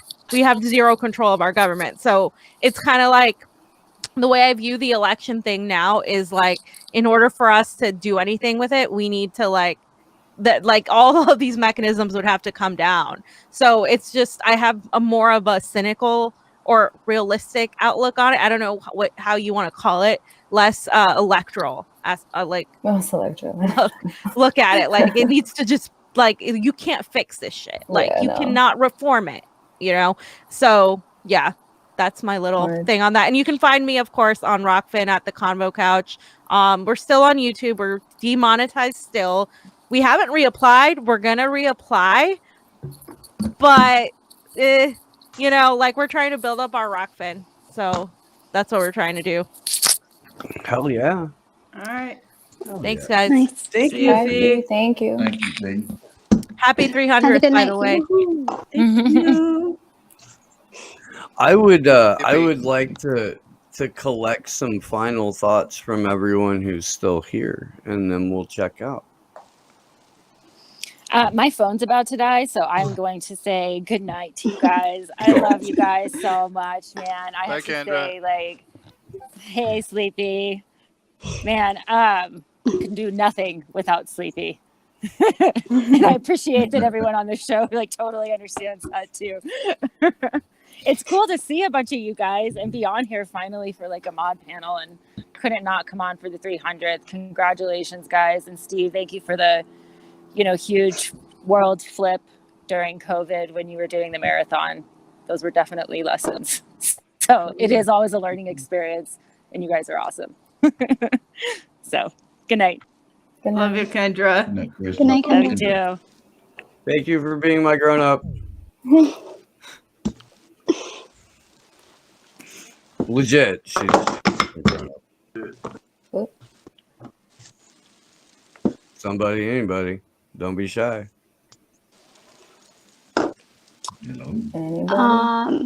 I will say, Steve, thank you for having us on, obviously. And I just want to say that I do appreciate you being so interactive, with your audience, or just, people that are engaged, whether it be in the chat or Twitter or whatever, and you actually do engage in a real way. And I think that's wonderful. So even if we, people don't agree on everything, whatever, or go into squabbles or whatnot, I think that it's wonderful that you do reach out in a genuine way, and you do try to get to know the people that are watching your show and what they're saying. Like, it just shows that you care. So I think that's it's a wonderful thing. Aww. I think it's the only way we get to keep doing the show. Yeah. Really. I think it's the most honest way, right? To like the most genuine way. If you actually want to, like, if you're trying to fight for good or whatever, it's like you want feedback, right? Yeah. You guys are awesome. And I mean, thanks for always yeah. supporting us and for cheering on Man United Red Sea. I appreciate it. Oh, fuck you.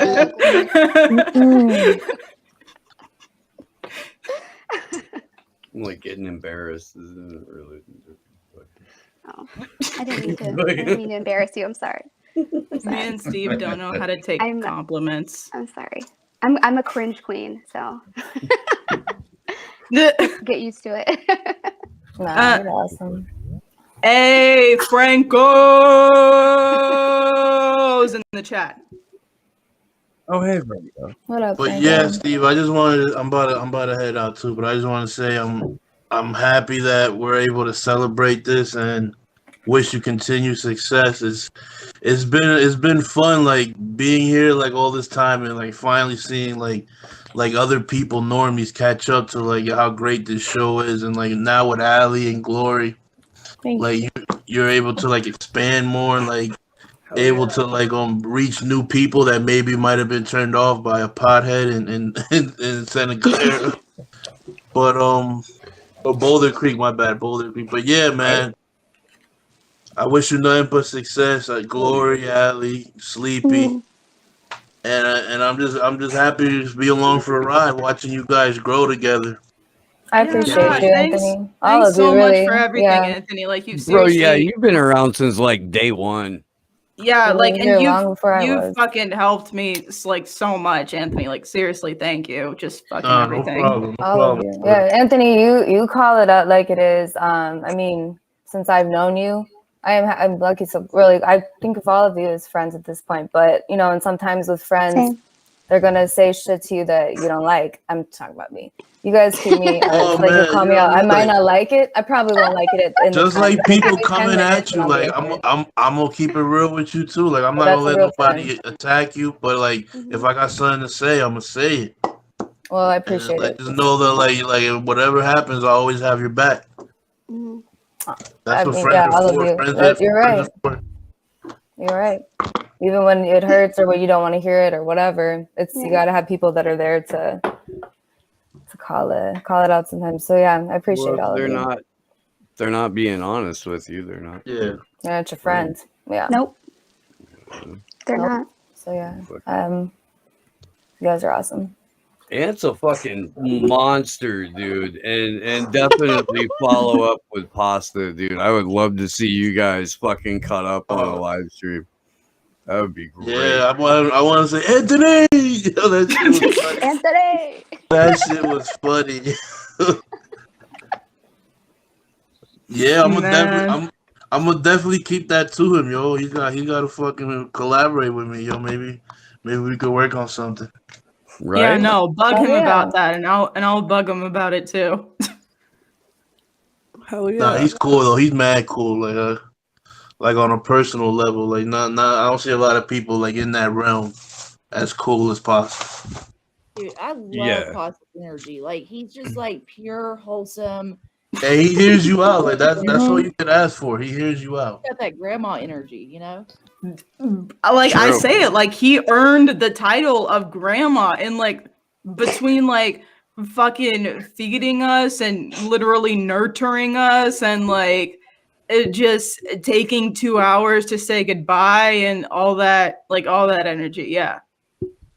Yeah. I mean, we need more grandma energy in this world for sure. Dude, like pasta gets shit on by like so many people. And bro, He's the nicest human I've ever met in my life. Like, I'm not even joking. He's a sweetheart. Yeah.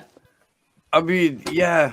Like it takes a lot for you to get for him to like not like you. It takes a lot. I've never seen Pasta like name call anybody. Like not in any like nasty substantial way. Like I've never seen him do that to anybody. Not like on stream and shit. Maybe public, private. Yeah, no, he doesn't. He's probably not gonna name check in public, man. That's not his speed. Although that weasel jab at Charlatan was pretty good. Yeah. I mean, that's shit, the only man. time I've ever seen him do that, though. That dude deserved it. Yeah. 100%. Fuck Jordan Charlatan. I mean, really, And G-off lives don't matter. And G-off lives don't matter. But I mean, fucking Jordan specifically went out of his way to fucking like beg for Pasta's deplatforming and said that they were responsible for the deaths at the Capitol. Which, it pisses me off more. It pisses me off more now that I've met Pasta. Because seriously, nicest dude ever. I'm like, what the? Yeah, fuck? that's why it would piss me off so much because I'm still a little salty. Because like Fee and Pasta take so much shit. First of all, when they do that, they completely ignore fucking Johnny, who's like the fucking the collective worry that like me and him give our fucking peers is quite a lot. But like Johnny, who's getting on the ground despite I know. Hi, Dad. Like Johnny, who's getting on the ground despite being, like very brown and still very small, like short. Yeah, fella. I didn't want to say it. Short fella. He's He like knows 5'7". it. All right. He's like 5'7", guys. Like he's not short. He's like 5'7". Taller than me. Peruvian I know. It's taller than me. But like, getting out there, filming the cops, like asking them like for their badge numbers and shit, and like fucking asking them why they're here, like just holding them accountable in any way he can on the ground, and like fucking camping outside of elections offices. Like his work completely gets erased, and then people just attack Fee and Pasta as like the spawn of Satan. Like like they will be the first people to fucking open their home for you and like nurture the shit out of you. So yeah. Johnny's it's ridiculous. I don't Much get, love to the what's combo their crew. ulterior motive? Like, are they in it for the money because they got demonetized? Are they in it for like the popularity because they're constantly like getting attacked? So like, what's their motivation for doing what they're doing? Oh, I mean, is it just reporting the truth? Because that's what it seems like to me. I mean, because they keep losing. Like, I mean, not losing, but like, they keep getting attacked, whether it's like through money or their channel or, hit pieces or whatever. It's just like, they can't catch a break with other, in the media. And then at the same time, it's just like, well, what else could they be gaining from it? Like, so that's what. Like, where's the grip? Not only that, like on the surface level, like what are Johnny, Pasta, and Fee always focused on? They're always focused on the fucking news, the coverage. What the fuck is Jordan always focused on? The money. That's all he cares about is the fucking money. Yeah, conflict, because that gets telethon with occasional reporting. Sorry. Yeah. Mm-hmm. Yeah, they are who they are. Fuck them. I haven't done that in like 6 months. So. It's very toxic. It's sad, but Fee and Pasta they're so much higher above in like caliber and just like what they do and their ability to actually reach other people. Because I hear so many like independent groups talk about having to work together and they want to talk to the other side, but I don't see that ever. But like Fee and Pasta will actually discuss issues that matter to the other side or a different side or an opposing view without making it so personal. That's something I think a lot of people struggle with, is like having those conversations without taking it so personal or making it so personal. So I think that they're great at that. Like, of course, little Jordan Sheraton's gonna do that shit. He doesn't have that skill. He doesn't have that way of Yeah, connecting little with thick people. energy. Yeah. So Very. I mean, like, yeah, like this is. is Like micro penis energy. Like, and I'm sorry that like we had to you know go ahead and say it when we did, but like it's half an inch at its largest. your work speaks for yourself, I'm not dude. gonna Like you speculate. clearly have right. Like you have little dick energy. I would prefer not to speculate. I'm just saying the energy. Yeah. Oh yeah, but the energy is giving based off what the energy. That's yeah. It's that vibe. I know, and it's so fucking frustrating because like look at why Pasta and Feed and Johnny get shit on. Like most of the time it's because they've evolved in their thinking and they've figured out more things about how the US operates, how the West operates, how the world operates, and where the machinations of power like generally lie. And as you know, their discovery of truth progresses, the progressives get big mad. And it's because they have a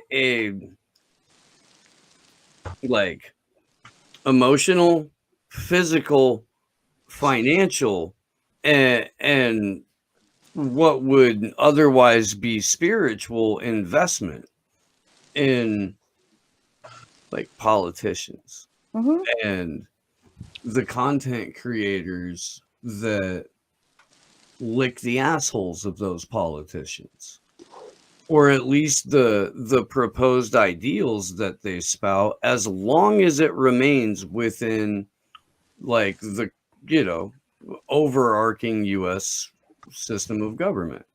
There's things they would change, but you never hear abolish the CIA in the first 30. Yeah. So moral of the story is Anthony's going to collab with the Convo Couch.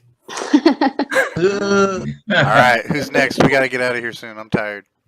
Okay. All right. Sorry, Sleepy dickhead. Josh is tired. I need some weed. Right? I think Tony or Stevie are next. I just Or, picked up my pen. I think that's I Oz guess down in the bottom, right? Before we go, I just wanted to say thank you to everybody here because, like, I've learned so much from y'all. Like, when I first started watching here, like, I mean, look, James was constantly like telling me, like, you've got to watch Slow News Day. You got to watch Slow News Day. And I'm like, I kept hearing Steve talking and Glory, and I'm like, oh, they're making some good points because he'd be listening. And I'm like, all right, I gotta go check them out. So like, eventually I did, and I was just like, oh my God, I've been missing out all this time. So like, I just wanted to say thank you to, everybody at Slow News Day and, Convo Couch, Nico House, everybody, Anthony, Sebs, like I've learned so much from y'all. And like, I feel like I'm on the right path now. You know what I mean? Like before it was like chasing like electoral politics. And it was just like, there was like this disconnect between like what I knew and like what I could do about it. Yeah. So then but with the information that I get here, it's just like, well, I can actually do something about this. Like, this is like, now that I know like who's really pulling the strings, it's like, now I can do something, So like, just, thanks for everything that y'all do. You're wonderful, Stevie. I've learned a love ton you, from you. Yo, I love your Wonderful. memes, Steve. Yo, You're funny as shit too. And likewise, Stevie, your show kicks ass. And James. Stevie fucking destroys the t-shirt game. Yes, she does. And the meme game. Oh. Yeah. Hey, Steve. Hey, yeah, Bruce. I'm not going to say much about it because I was just here to congratulate you on things. But you know that like we had like when we had like our first talk together was we pretty much after that immediately invited you on our ABB panel, right? I mean, because we do shows of like 4 or 5 hours, and it's like completely uncensored, and when we talk with you on air, it's like there is no limit in what we can discuss, right? We don't even care if we get banned or whatever. So My first ever episode on ABB, we was dead ass talking about like it started out normal, but then 4 hours in and we were talking about like how some Disney writers are pedophiles. yeah, That's I mean that kind of stuff. We just discuss all of that, and True. yeah, I'm very happy you guys already have like 300 episodes now, and yeah, I hope you guys will continue like forever, or until actually something changes. Right, Yeah. right. Till we win or they take me away. Yeah. That's how we're gonna do it. Hasta siempre. That's the energy we go. Yeah, hasta siempre energy. Well, Lubers, I'm fucking I am better off for knowing you. Me too. Likewise, Lubers. Yeah, I respect and I admire your contributions, my friend. You're a fucking dope ass individual, Lubers. Yeah. Okay. Well. Right. No. Don't refute it. Don't refute it. Don't refute it. Okay. Okay. Don't refute it, Lubers. I can dish him. I just can't take him. He blushes worse than Steve. I can hear it. I know. I can feel it, and I can't even see his face. Sorry, Lubers. Seriously, Lubers, you do I some can fucking make him blush. I can't. Steve.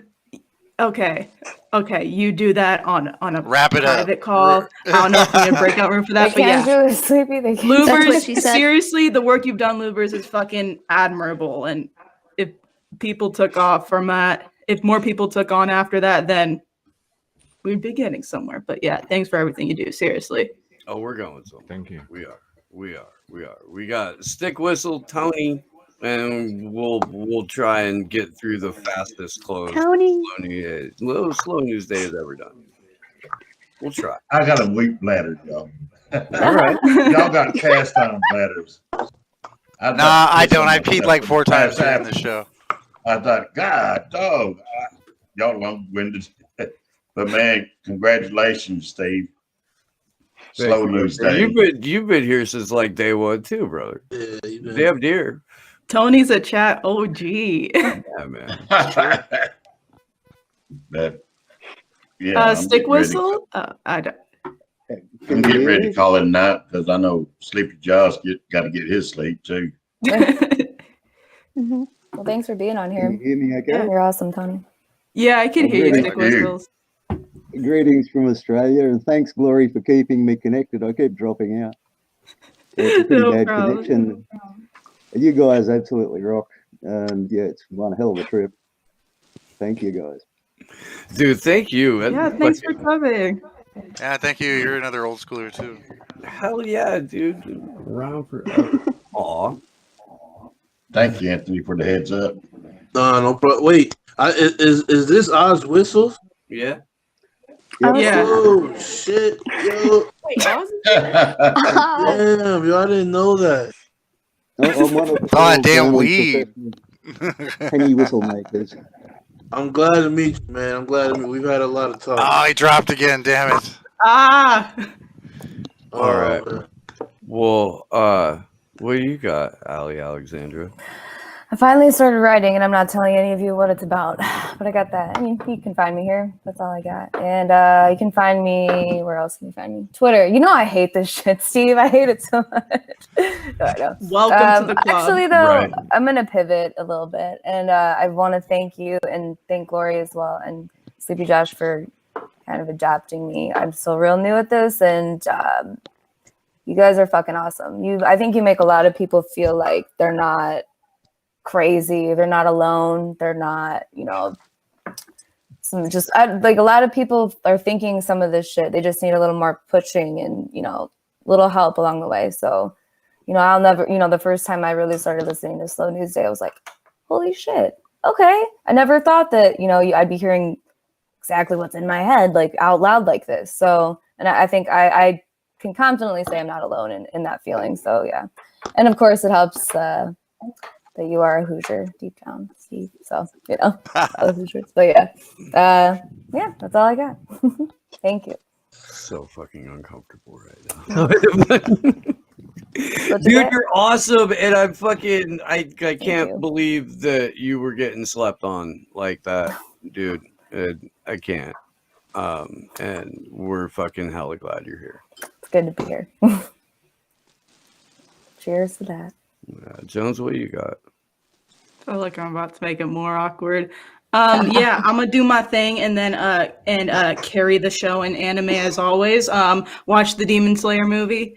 And I'll get my plugs out of the way real quick. Did a video about the Super League with my fam over at Hear Me Out Podcast, and it was dope. And you know it's dope because we got Barcelona fans hating in the comments. Fuck y'all. Ronaldo is better than Messi, and fuck Banks of Barcelona. Of course, y'all would hate our video. And tomorrow I'm gonna be on a panel with Franco. He's hosting he's hosting one with me. Anthony. Anthony and Propaganda. I don't know if he's still into the chat, but subscribe to Propaganda Live. And that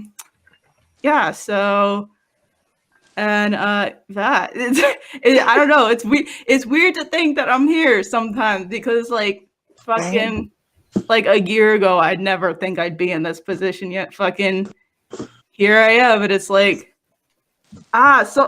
so much has changed, so much is moving so fast, and like I'm a train wreck. I'm like, and I said it myself, like I'm open about the fact that I'm kind of an emotional, passionate mess, and that's how I kind of deliver a lot of stuff. But I mean, like, everybody here takes it and like fucking supports me through all this, and like, I don't know, seeing people like. It's like Ali said, like not feeling like I'm crazy and alone helps to see people like supporting me and being like, yeah, I know you're doing the right thing. Like, I want to help you do this shit. And like, yeah, it really fucking means a lot. And like, I'm fucking so grateful to be here. Like, it's seriously awesome. I don't like, I question myself as like, God, how the fuck did I end up here? Like, why me? But then I'm like, I'm so great. But I'm so grateful to be here too. So like, yeah, thanks. You're the shit, Glory Jones. Hey, Glory Jones, guess what? What? You met Reverend Annie. I did. Yeah. Sleepy? I mean, you've been here for a fuck ton of these episodes. Base God, Tech Ninja, man like Sleepy J, my salty hype man. Okay. I mean, everyone in here, it's been cool as hell, like, getting to know you better and, become friends over these years, and just happy to be here and looking forward to the next 300. Good. So you guys all fucking rock, like all of you. Yeah, thank you, everybody. Thank you. Thank you. Big ups to Rob. Big Rob. Hell yeah. Our resident wizard. Fucking love Rob Juno. You're the fucking Wrench Gang, right? Like, that's how I started, boy. Woman of the chats, first and foremost, baby. I just flat the fuck out. Don't get 300 shows without support. It just doesn't fucking happen. And like, everybody here has gone deep, I mean, you only can scream into the void for so long, so you got to feel like you're not screaming into the void to keep doing this shit. So I appreciate y'all sticking around all this time. And boy, are there times. Yeah. Ooh, man. This time last year, the show was getting fucking censored as it's ever been. Elizabeth Voss came on. It got like less than 100 views over a month. Like, fucking brain breakers were coming on. And YouTube was just like, nope. They wouldn't even render our thumbnails on our links. Yeah. And then they did that for like 6 months. Tarek Haddad, like was on a vigil, and I'm pretty sure I was bitching about it. And at like the exact moment that he goes, hey, I fucking put in a good word for you on Rockfin. Like Nico did the same thing, and Ian Schlackman did the same thing. And I'm a dumbass and ignored it for like 6 months, and then in November we went all in. It's been fucking vivid. That's a word for it. Vivid. Yeah. Huge thanks to everybody that showed up tonight, man. And everybody that dropped in. And I'm probably going to forget people, so I'm not even going to name people, like, you know, who the fuck you are and that I loves you. Yeah, we will Shout out to Mona see you if she's still watching. if not hear you. Huh? I said shout out to Mona if she's still watching. Yeah, absolutely. Yes, I love you, Yeah. Mona. For real, Mona. Yeah, Love you, Hey, Mona. Give herself. Mona's connected so many people. I gotta say this real quick. She doesn't give herself enough credit ever. She's connected so many people. I mean, honestly, I wouldn't be even close to her without Mona. So she's awesome. Yeah. Yeah.